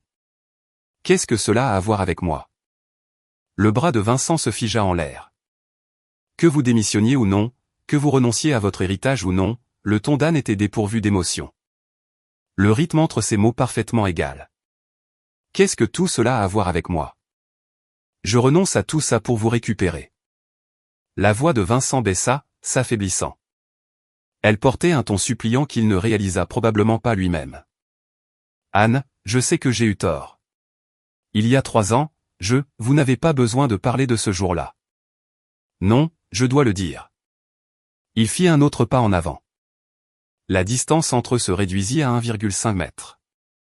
Ce jour-là, Sophie a appelé et a dit que son ex-mari était à sa porte avec une bande de gars qui essayaient de s'introduire. Mon cerveau a juste court-circuité. Vincent. La voix d'Anne n'était pas forte, mais la bouche de Vincent se referma d'un coup. Pourquoi m'expliquez-vous à nouveau pourquoi vous êtes parti il y a 3 ans, dit-elle. Croyez-vous que j'ai besoin de vos explications? Vincent ouvrit la bouche. Aucun son n'en sortit. Croyez-vous, dit-elle, que si vous me donnez une raison, je suis censé comprendre? Si vous sacrifiez quelque chose, je suis censé être ému? Son ton n'était pas interrogatif. C'était une affirmation. Il y a 3 ans, quand vous êtes parti en voiture, je me suis accroupi devant l'hôtel de ville et j'ai vomi dans une poubelle pendant une demi-heure. La pomme d'Adam de Vincent convulsait violemment. Je portais une robe blanche que j'avais commandée 1 mois à l'avance. Je voulais une jolie photo pour notre certificat de mariage. Quand votre taxi est parti, la boue des pneus a éclaboussé ma robe. Sa voix resta aussi plate que si elle lisait une évaluation des risques. Saviez-vous cela? Les lèvres de Vincent tremblèrent. Vous ne saviez pas parce que vous n'êtes jamais revenu. Elle saisit à nouveau la poignée de sa valise. Vincent. Vincent. Je ne vous déteste pas. Je ne vous ai pas détesté pendant 3 ans. Au cours de cette conversation, c'était la première fois qu'elle l'appelait simplement Vincent, sans ce détachement formel et corporatif. Mais ce que vous faites en ce moment, renoncer à votre entreprise, à votre héritage, attendre 3 jours dans un aéroport. Ce sont toutes vos actions. Elles n'ont rien à voir avec moi. Je ne suis pas la raison de vos actions, et je n'en suis pas la récompense. Les genoux de Vincent cédèrent. Ce n'était pas un geste dramatique intentionnel. Ses jambes avaient simplement perdu toute leur force. Les 2 genoux heurtèrent le sol poli avec un bruit sourd. Les papiers de renonciation lui échappèrent des doigts et tombèrent sur le carrelage. Anne. Il leva les yeux vers elle depuis le sol. Sa voix sortit du fond de sa gorge, mouillée de larmes montantes. Dites-moi quoi faire. Nommez vos conditions. Tout ce que vous voulez. Il n'y a pas de quoi faire. Quoi? Qu'est-ce que cela signifie? Il la fixa dans les yeux. Cela signifie qu'il n'y a aucune action que vous puissiez entreprendre qui me ferait jamais revenir vers vous. Cette option n'existe pas. Vincent était agenouillé au milieu du hall de l'aéroport. Ses épaules tremblaient alors que des larmes, sans prévenir, coulaient de ses yeux, s'accrochant à son menton avant de tomber goutte à goutte sur le col de sa chemise ruinée. Pourquoi? Il s'étouffa. Est-ce que 10 ans vous ont fait penser que tout tourne autour de vous? Ou que je vous dois quelque chose? Sa voix n'avait toujours pas faibli. Des voyageurs passaient, les regardant. Quelqu'un sortit un téléphone. Au cours de ces 10 ans, vous avez rejeté ma promotion 5 fois. Vous avez fait en sorte que Sophie audite mes rapports. Et le jour où nous étions censés signer nos papiers de mariage, vous êtes parti pour une autre femme. Elle énuméra les faits avec la même intonation qu'elle utilisait pour ses modèles de risque. Vous avez fait ces choses. Vous en supportez les conséquences.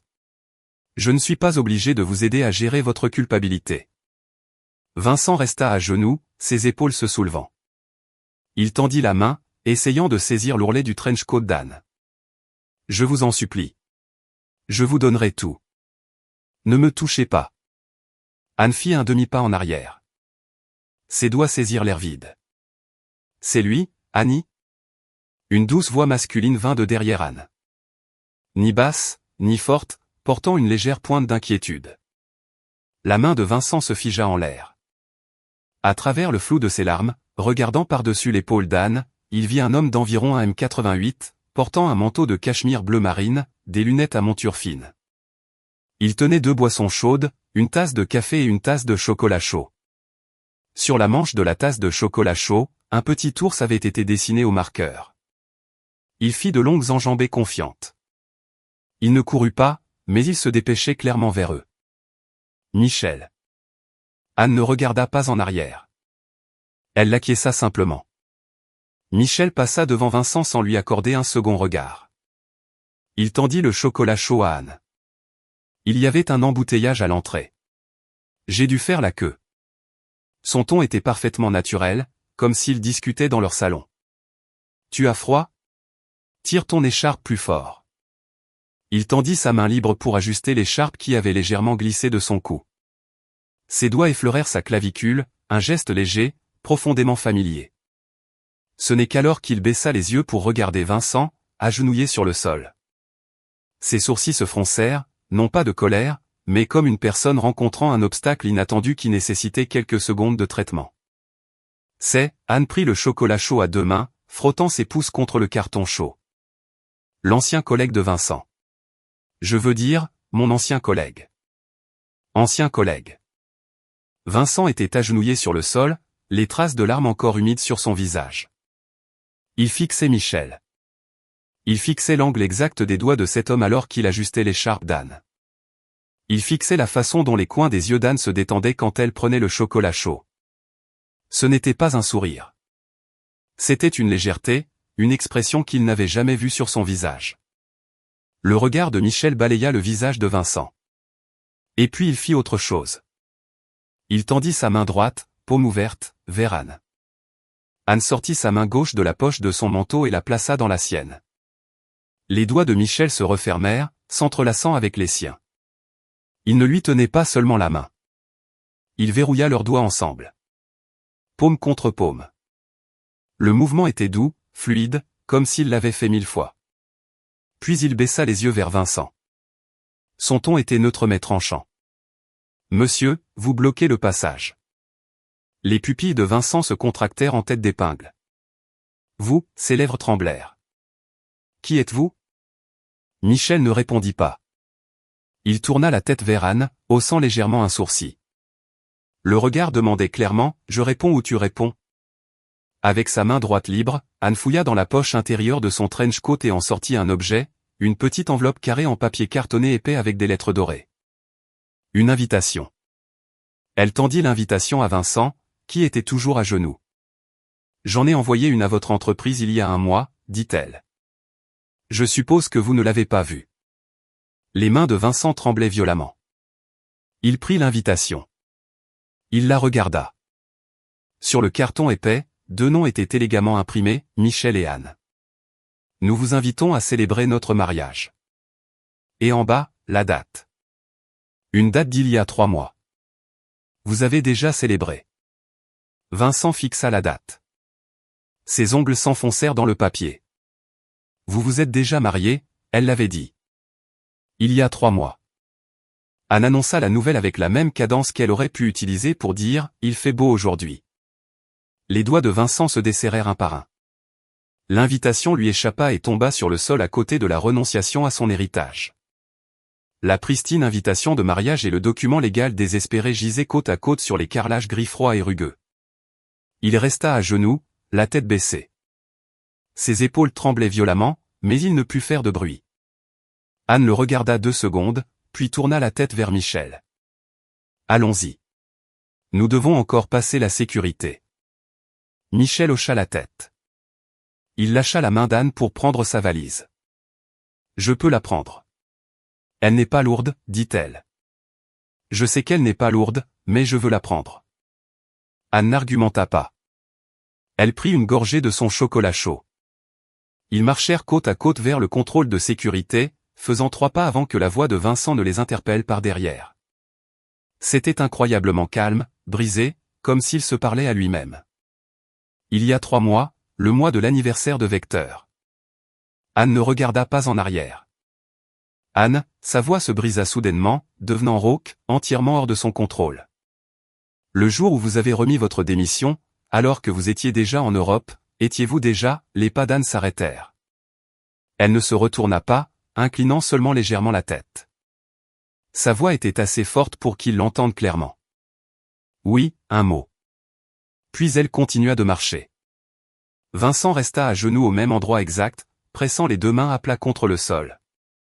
Le bout de ses index s'enfonçait dans le marbre froid. Ses phalanges étaient blanches comme des os. Des voyageurs passaient, le contournant. Les roues des valises cliquetèrent contre le carrelage avec des bruits sourds. Quelqu'un filmait. Quelqu'un murmurait dans un téléphone. Il y a un type qui pleure à genoux ici. Les gens lui faisaient un large détour. Il baissa la tête. Des larmes tombèrent sur le sol, éclaboussant la couverture de l'invitation. Le texte doré du nom d'Anne devint humide, se brouillant légèrement sous les lumières du terminal. Au contrôle de sécurité, Michel tendit 2 passeports à l'agent de sécurité. Il jeta un coup d'œil de côté à Anne. Elle tenait sa tasse à 2 mains, fixant le tableau d'affichage des vols au loin. Son visage ne trahissait aucune émotion. Annie, ce type, Michel marqua une pause d'1 seconde pendant que l'agent leur rendait leur passeport. Il glissa le sien dans la poche intérieure de son manteau et tendit celui d'Anne. Ce faisant, il tapota légèrement le dos de sa main avec son doigt comme on frappe à une porte. La prochaine fois que quelqu'un tombe à genoux devant vous, son ton était entièrement décontracté, avec un soupçon de sourire, contentez-vous de le contourner. Ne vous arrêtez pas pour discuter. Ne perdez pas de temps juste avant l'embarquement. Anne tourna la tête vers lui. Tu es jaloux? Je suis jaloux, répondit Michel. Mais tu lui as déjà dit, ne me touche pas. Alors ma jalousie a duré exactement 3 secondes. Les coins de la bouche d'Anne tressaillirent. Ce n'était pas un sourire éclatant, juste le relâchement des muscles. 3 secondes, ce n'est pas assez, dit-elle. Mon mari devrait être un peu plus jaloux que ça. Michel prit sa carte d'embarquement, la plia soigneusement et la lui rendit. Ses doigts glissèrent contre les siens. Très bien, 5 secondes. Puis Anne termina la dernière gorgée de son chocolat chaud et tendit automatiquement la tasse vide. Michel la prit, tenant la poubelle d'une main et tirant sa valise de l'autre. Il désigna la voie de sécurité. Annie, la prochaine fois que quelqu'un demande qui il est, ne dites pas un ancien collègue sans importance. Juste ancien collègue ne suffit pas, ajouta Michel. Il faut insister sur sans importance. Anne regarda son dos. Cet homme portant une tasse en carton vide, traînant sa valise. Le col de son manteau était légèrement tordu par le vent extérieur, mais sa posture restait légère, détendue et incroyablement élégante. D'accord. Elle le suivit dans la voie de sécurité. Derrière eux, la voix du système de sonorisation de l'aéroport résonna dans le terminal. La foule se déplaçait d'avant en arrière. L'homme agenouillé sur le sol était déjà devenu une silhouette floue au tout bord de sa vision périphérique. De plus en plus loin jusqu'à ce qu'il disparaisse complètement. 2 mois plus tard, tour du groupe Vecteur, 32e étage, réunion extraordinaire du conseil d'administration. Raymond était assis en tête de table. Devant lui se trouvait un rapport d'audit massif. La couverture était estampillée en rouge, confidentiel. À sa gauche était assise Sophie, à sa droite, 3 membres indépendants du conseil. La chaise de Vincent était vide. Où est-il? Dubois ajusta ses lunettes. Raymond ne leva pas les yeux. Il tourna simplement une page du rapport. Il ne viendra pas. Les doigts de Sophie tapotaient silencieusement ses cuisses sous la table. Son visage affichait une expression parfaitement calculée et tendue de profonde inquiétude. Elle se tourna légèrement vers Raymond. Monsieur Sterling, Vincent n'est pas venu au bureau depuis 2 mois. Sa condition, aujourd'hui, nous ne discutons pas de lui. Raymond ferma le rapport d'audit. Nous discutons du projet de la façade atlantique. Il poussa le rapport au centre de la table. La conclusion des auditeurs, de la phase de lancement à la phase d'implémentation de la phase 2, le cadre de risque était entièrement inexistant. Pendant 3 ans, aucune calibration n'a été effectuée sur le modèle. Le risque réalisé a dépassé l'évaluation initiale de 3 à 4 fois. Les investisseurs européens ont formellement invoqué la clause de rupture de contrat et exigent une pénalité de 180 millions d'euros. Le silence remplit la pièce. Dubois feuilleta sa copie du rapport, le front se plissant profondément. 180 millions d'euros. Cela dépasse le profit projeté de l'ensemble du projet. C'est exactement pourquoi nous sommes ici aujourd'hui. Les yeux de Raymond se fixèrent sur Sophie. Sophie, la direction stratégique du projet de la façade atlantique relevait de votre compétence. Au cours des 3 dernières années, vous avez présenté cet rapport trimestriel indiquant que tout fonctionnait de manière optimale. Les auditeurs ont conclu que les 7 rapports étaient falsifiés. Les doigts de Sophie se figèrent. Ses lèvres s'entr'ouvrirent, mais elle ne répondit pas immédiatement. Raymond attendit 2 secondes, puis continua. Permettez-moi de vous poser une question. Vous saviez parfaitement que le modèle de risque était défectueux. Pourquoi n'avez-vous pas signalé cela pendant 3 années consécutives? Sophie prit une profonde inspiration. Son expression passa de l'inquiétude au ressentiment. Monsieur Sterling, vous ne pouvez pas me jeter tout le blâme. Quand Anne est partie il y a 3 ans, elle a emporté toutes les feuilles de travail propriétaires avec elle. Mon équipe n'avait tout simplement pas les qualifications actuarielles pour les remplacer. Alors pourquoi n'avez-vous pas soumis une demande de recrutement de consultants en risques externes pendant la première année?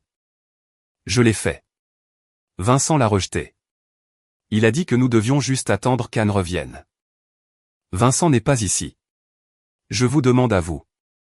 Le coin de la bouche de Sophie tressaillit. Elle plaça ses mains sous la table, ses ongles s'enfonçant dans ses paumes. Le silence dura 5 secondes. Puis elle prit une profonde inspiration, s'asseyant plus droite. Son expression changea. Elle ne jouait plus la fille lésée. C'était le regard dur et froid de quelqu'un acculé. Raymond. Sa voix devint complètement neutre. Mon père a appelé Monsieur Dubois la semaine dernière. Vous devriez déjà connaître le contenu de cette conversation. Raymond resta silencieux. Dubois se racla la gorge, choisissant soigneusement ses mots. Raymond, le groupe Apex a présenté une solution viable, une injection massive de liquidités, mais à la condition que les départements de la stratégie et des risques de vecteurs soient consolidés sous la seule direction de Sophie. La température de la pièce semble baisser d'1 degré supplémentaire. Sophie fixa Raymond, ses lèvres se recourbant en un sourire tendu. Ce n'est pas parce que je veux avaler Vecteur tout entier, dit-elle. Le soulagement de montrer enfin son jeu était évident dans sa voix. C'est parce que Vecteur est actuellement incapable de payer cette pénalité de 180 millions d'euros. Le capital de mon père est votre seule issue. Raymond la regarda longuement. Puis il hocha la tête. 3 jours plus tard, appartement de Vincent dans le Marais. Les rideaux occultants étaient tirés. La table basse du salon était ensevelie sous des boîtes de plats à emporter et des bouteilles d'alcool vides. L'écran d'un téléphone s'alluma, puis s'éteignit. C'était une notification push d'information de dernière minute. Vincent était allongé sur le canapé. Ses cheveux étaient un désordre gras et emmêlés collés à son front. À travers des yeux mi-clos, il fixait le plafond. Son téléphone s'alluma à nouveau. Cette fois, c'était un appel. Alexandre. Il ne répondit pas. La vibration s'arrêta. Après 3 sonneries, puis il sonna à nouveau. Alexandre. Quand le téléphone sonna une 3e fois, Vincent tendit la main, le prit et répondit « Vincent ». La voix d'Alexandre semblait frénétique. « Ne m'appelle pas comme ça ». La voix de Vincent était rauque, comme un homme qui n'avait pas parlé depuis des jours. « Vic, as-tu lu les nouvelles ?»« Non. Ton père a signé l'accord de fusion aujourd'hui. Le groupe Apex injecte des capitaux. Sophie est nommée PDG de la nouvelle société consolidée. Ton père a annoncé sa retraite. » Le doigt de Vincent tapota légèrement l'arrière de son téléphone. Et une chose de plus.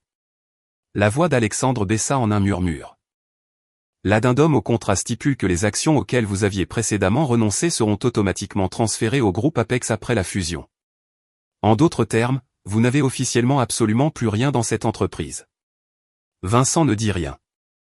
Vic, est-ce que tu vas bien? Tu veux que je vienne? Je vais bien. Il raccrocha le téléphone. L'écran était toujours allumé. Un titre de presse se trouvait au centre de ses notifications actuelles. Dernière minute. Le groupe Apex et le groupe Vecteur signent officiellement une fusion stratégique. Sophie Vance nommée PDG de la nouvelle entité. Le fondateur de Vecteur, Raymond Sterling, prend sa retraite. En dessous, une photo. Sophie portant un costume blanc élégant, debout à un pupitre lors d'une conférence de presse. Derrière elle, les logos des deux entreprises étaient affichés côte à côte.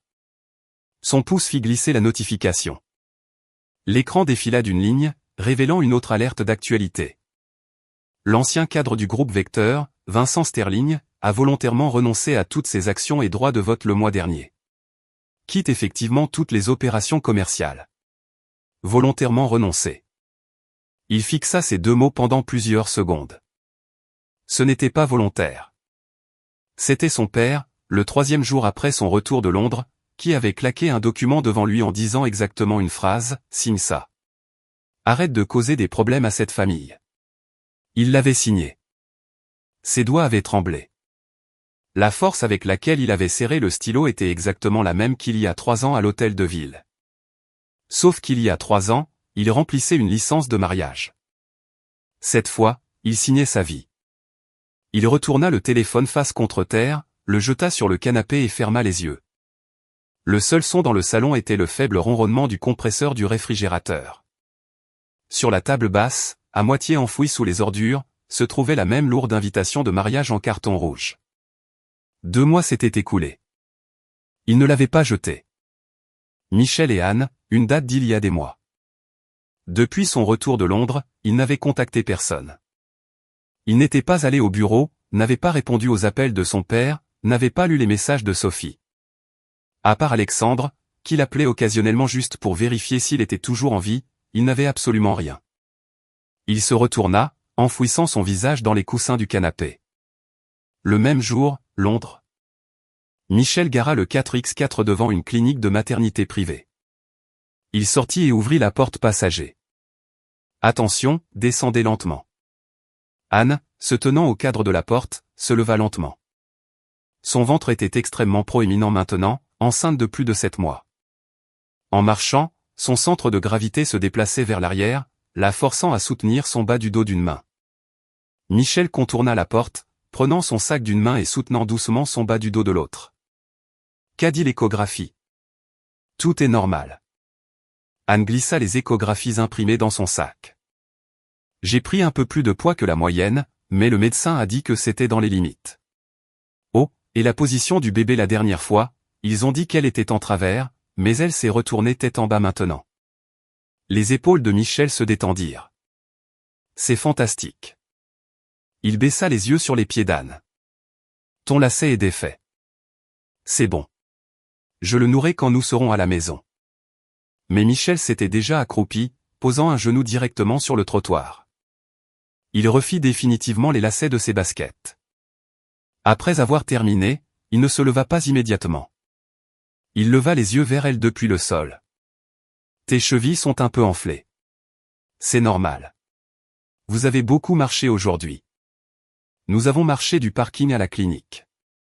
C'était moins de 200 mètres. La prochaine fois, je te porterai sur mon dos. Vous allez porter une femme enceinte de 7 mois sur votre dos? Qui va payer votre chirurgie pour hernie discale? Michel se leva, époussetant son genou. Je paierai moi-même. Anne le regarda simplement. Michel ouvrit la portière de la voiture et fit un geste large et invitant. S'il vous plaît, montez, Madame Anne. Votre chauffeur personnel a une autre mission aujourd'hui, allez au supermarché pour acheter ce kéfir de fraises bio spécifique que vous avez mentionné 3 fois hier. Je ne l'ai mentionné que 2 fois. Une fois le matin, une fois l'après-midi, et une fois quand je parlais au téléphone avec Sarah, mais ce que je dis à mes amis ne compte pas. Elle m'a demandé ce dont j'avais envie. Assez juste. 2 fois et demi. Anne s'assit sur le siège passager et boucla sa ceinture de sécurité. Michel referma la porte, contourna le capot et se mit au volant. Avant de démarrer le moteur, il sortit une bouteille d'eau de la console centrale et la lui tendit. Buvez de l'eau. Vous n'avez rien bu pendant tout le rendez-vous. Anne prit la bouteille, dévissa le bouchon et prit une longue gorgée. La voiture quitta le parking de la clinique, tournant dans une rue calme bordée d'arbres dans un quartier résidentiel. Michel, as-tu déjà pensé à un nom? Pas entièrement. J'ai quelques options en tête. Laisse-moi les entendre. Que dirais-tu de? Anne tourna la tête pour le regarder. Grâce. Michel garda les yeux sur la route, mais le bout de ses oreilles rougit légèrement. Parce que tu la portes depuis 10 mois, ça devrait être quelque chose qui signifie beaucoup pour nous deux. Grâce convient parfaitement. Anne ne dit rien. Tu n'aimes pas? J'aime bien. Appelons-la Grâce. Il y a d'autres options? Non, je ne peux pas laisser ta toute première option gagner immédiatement. Pourquoi pas? Parce que tu vas prendre la grosse tête. Les coins de la bouche de Michel tressaillirent en un large sourire. J'ai déjà la grosse tête. Il marqua une pause. Le fait que j'ai réussi à t'épouser est déjà une raison suffisante pour que je sois l'homme le plus arrogant du monde pour le reste de ma vie. Anne revissa le bouchon de la bouteille d'eau et la plaça dans le porte-gobelet. Conduis juste. 6 semaines plus tard. Londres. L'écran du téléphone d'Anne s'alluma. Un message d'une amie à Paris. Annie, as-tu vu les nouvelles? La première chose que Sophie a faite après la fusion a été d'effacer le nom de Vincent de toutes les archives de l'entreprise. MDR. Il est passé de ce golden boy de la défense à un zéro absolu. Karma. Honnêtement, comment vas-tu là-bas? Le bébé se comporte bien? Il donne déjà des coups de pied. Anne était allongée sur le canapé sur le côté gauche. Un long oreiller de grossesse était calé derrière son dos. Son ventre était maintenant si grand qu'elle ne pouvait plus voir ses orteils. 38 semaines. Elle fixa le message pendant 2 secondes, puis tapa un seul mot. Bien. Elle reposa le téléphone sur la table basse et changea de position. La petite personne à l'intérieur de son ventre bougea. Ce n'était pas un coup de pied sec, mais un mouvement lent et roulant. Elle posa sa paume sur le côté droit de son estomac. Ne fais pas de bêtises, dit-elle doucement. La petite personne roula à nouveau, comme pour répondre. Michel sortit de la cuisine, tenant un bol de soupe. Bouillon de poulet. Écrémé. Pas d'aneth, pas d'oignons, et absolument pas de ces carottes qui t'ont donné la nausée la dernière fois. Parfait. Il posa le bol sur la table et s'accroupit à côté du canapé. Une main vint doucement se poser sur son ventre. Elle vient de bouger, n'est-ce pas? Oui, elle s'est retournée. La main de Michel se figea complètement. Quelques secondes plus tard, une petite bosse poussa directement contre sa paume. Ses yeux s'illuminèrent. J'ai senti ça. Elle bouge tous les jours à cette heure-ci. Elle connaît son père. Elle ne connaît rien. Elle change juste de position. Elle sait. Chaque fois que je lui parle, elle donne des coups de pied plus forts. C'est parce que tu parles trop fort et que tu la réveilles. Michel n'argumenta pas. Il se pencha plus près du ventre d'Anne, baissant la voix en un murmure exagéré. Salut, petite Grâce.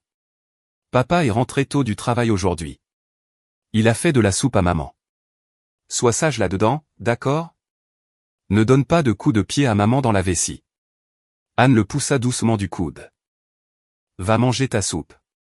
Michel se leva, prit le bol de la table, prit une cuillerée, souffla dessus et la porta à la bouche d'Anne. Anne lui prit le bol des mains. Je peux me nourrir toute seule. Je sais. Alors ne me donne pas à manger à la cuillère. D'accord. Alors je vais juste m'asseoir ici et te regarder manger. Va faire quelque chose de productif. Te regarder manger de la soupe est la chose la plus productive que je puisse faire. Anne prit une gorgée. La soupe était chaude, à la température parfaite. Elle n'essaya pas de le chasser à nouveau. 9 jours plus tard, 3h12 du matin. Anne se réveilla avec une douleur rythmique tirante. Elle ouvrit les yeux. La chambre était sombre. La lueur d'un lampadaire filtrait par une fissure dans les rideaux. À côté d'elle, Michel dormait profondément, sa respiration régulière. Elle jeta un coup d'œil à l'horloge sur la table de chevet, 3h12. La douleur revint, s'enroulant de son bas du dos vers l'avant. C'était comme si une main géante serrait lentement tout son bas-ventre. Elle attendit 1 minute. Cela lâcha. Elle attendit 5 minutes de plus. La vague suivante frappa. Intervalle de 5 minutes. Régulier. Elle tendit la main et poussa l'épaule de Michel. Michel. Il était encore à moitié endormi. Lève-toi. Hôpital. Les yeux de Michel s'ouvrirent en grand. La vitesse à laquelle il s'assit dans son lit était 3 fois sa vitesse normale. Ça a commencé? Oui. Intervalle de 5 minutes, régulier. D'accord. D'accord. Je vais prendre le sac. Ne bougez pas. Il sauta du lit pieds nus et alluma la lumière. Anne s'assit lentement alors que la contraction suivante arrivait. Cette fois, elle était plus forte. Ses doigts agrippèrent les draps. Michel sortit le sac d'hôpital déjà préparé dessous le placard. Il le dézippa d'une main pour vérifier si tout était là tout en enfilant sa veste de l'autre. Ça fait mal? Il la regarda. Tolérable. Sur une échelle de 1 à 10, peut-être un 3. D'accord. Clé de voiture. Il tapota frénétiquement ses poches dans le couloir. Attendez ici. Je vais garer la voiture devant la porte. Je peux marcher. Je sais, mais laissez-moi faire ça vite. Il s'élança hors de la chambre. Anne était assise sur le bord du lit, agrippant le matelas. La petite personne à l'intérieur d'elle était très calme, immobile. Elle baissa les yeux sur son ventre et posa une main dessus. Il est temps d'y aller. Il n'y eut aucune réponse, seulement la prochaine contraction arrivant. Pile à l'heure, atteignant un bon 4. L'intervalle se raccourcissait. 4h40 du matin. La maternité de l'hôpital. Anne avait été transférée dans une salle d'accouchement. Michel, portant des blouses médicales stériles, se tenait à ses côtés. De sa main gauche, Anne serrait fort sa main. De sa droite, il agrippait la barre du lit. Où en sommes-nous maintenant? Demanda-t-il. Un 6. Elle expira. Une fine couche de sueur couvrait le front d'Anne. La sage-femme effectua un rapide contrôle. Dilaté à 6 cm. Va très vite. Préparez-vous. Nous pourrions la rencontrer dans 1 heure ou 2. La main de Michel fut serrée encore plus fort. Il baissa les yeux. Les ongles d'Anne s'enfonçaient profondément dans sa paume, laissant des marques blanches en forme de croissant. Il ne fit aucun bruit. De sa main libre, il essuya la sueur de son front. Annie. Elle serra les yeux. Tu es incroyable. Tais-toi. D'accord. Lorsque la contraction suivante frappa, le corps d'Anne s'arqua rigidement. Elle serra les dents sur sa lèvre inférieure, refusant de crier. La seconde main de Michel se posa sur son bas du dos. Pressant le talon de sa paume contre sa colonne vertébrale, il appliqua une forte contre-pression. Comme ça? Un peu plus fort. Il augmenta la pression. La respiration d'Anne s'égalisa progressivement à mesure que la vague se retirait. Michel. Oui. Quand elle sortira, tu la tiendras en premier. La main de Michel se figea. Tu la tiendras en premier, répéta Anne. Sa voix était très faible, ses yeux toujours fermés. Je pense que je vais être très fatigué. Tu la tiendras en premier et tu lui diras quelque chose. Comme quoi? N'importe quoi. Les doigts de Michel se fléchirent légèrement contre son dos. D'accord. 6h07 du matin. Un cri aigu, fort et confiant remplit la pièce. Lorsque la sage-femme souleva le bébé, Michel vit une petite créature ridée et furieuse, les poings serrés. Sa peau était rose, maculée de vernix. Sa bouche était grande ouverte, criant.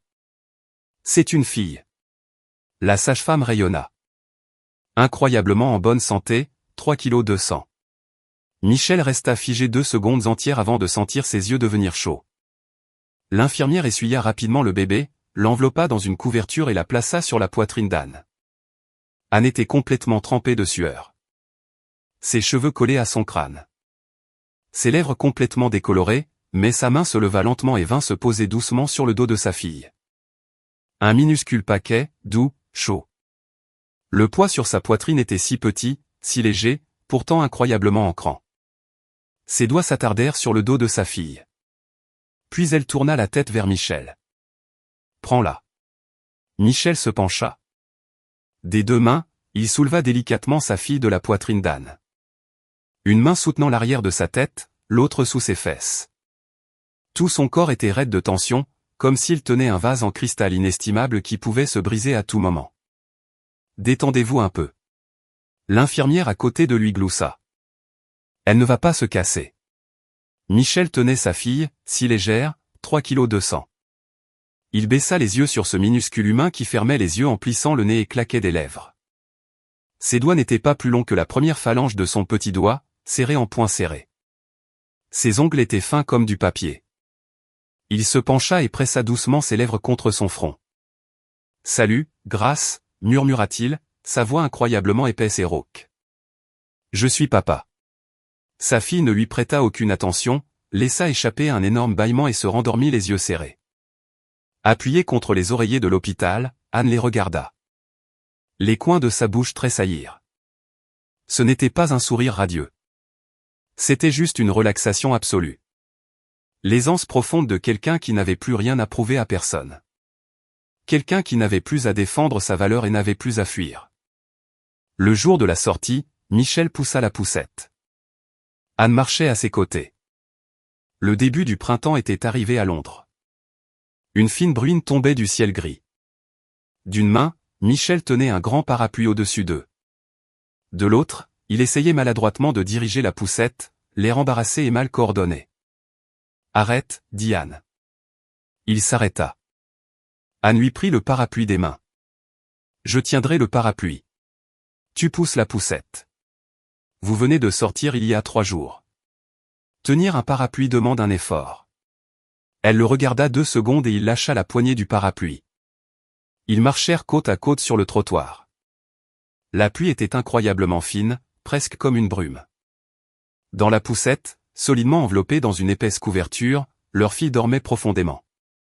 De temps en temps, ses petites lèvres bougeaient comme si elle rêvait de lait. « Annie. Nous gardons le nom ? » ?»« Oui. »« Comment ça fait ? » ?»« Grâce. » Les pas de Michel ralentirent. « Tu n'as pas dit que ma première option n'était pas autorisée à gagner ? » ?»« J'ai changé d'avis. »« Pourquoi ? » ?»« C'est magnifique. » Michel ne dit rien de plus, mais ses pas devinrent soudainement incroyablement légers, comme s'ils marchaient sur des nuages. Ils atteignirent le 4x4.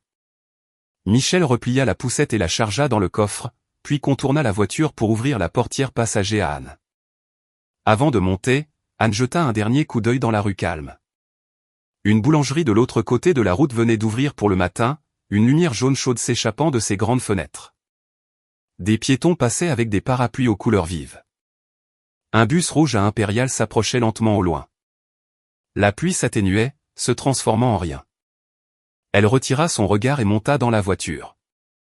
Michel se mit au volant et ferma la porte. La cabine devint instantanément silencieuse. Le seul son était le balayage rythmique des essuie-glaces chassant les dernières gouttelettes et la respiration régulière et douce de leur fille sur le siège auto derrière eux. Sa main droite traversa la console centrale et se posa sur sa main gauche. Il ne serra pas. Il la laissa simplement reposer là. Anne retourna sa main, paume vers le haut. Leurs paumes se touchèrent, les doigts s'entrelaçant naturellement. La voiture s'éloigna lentement du trottoir.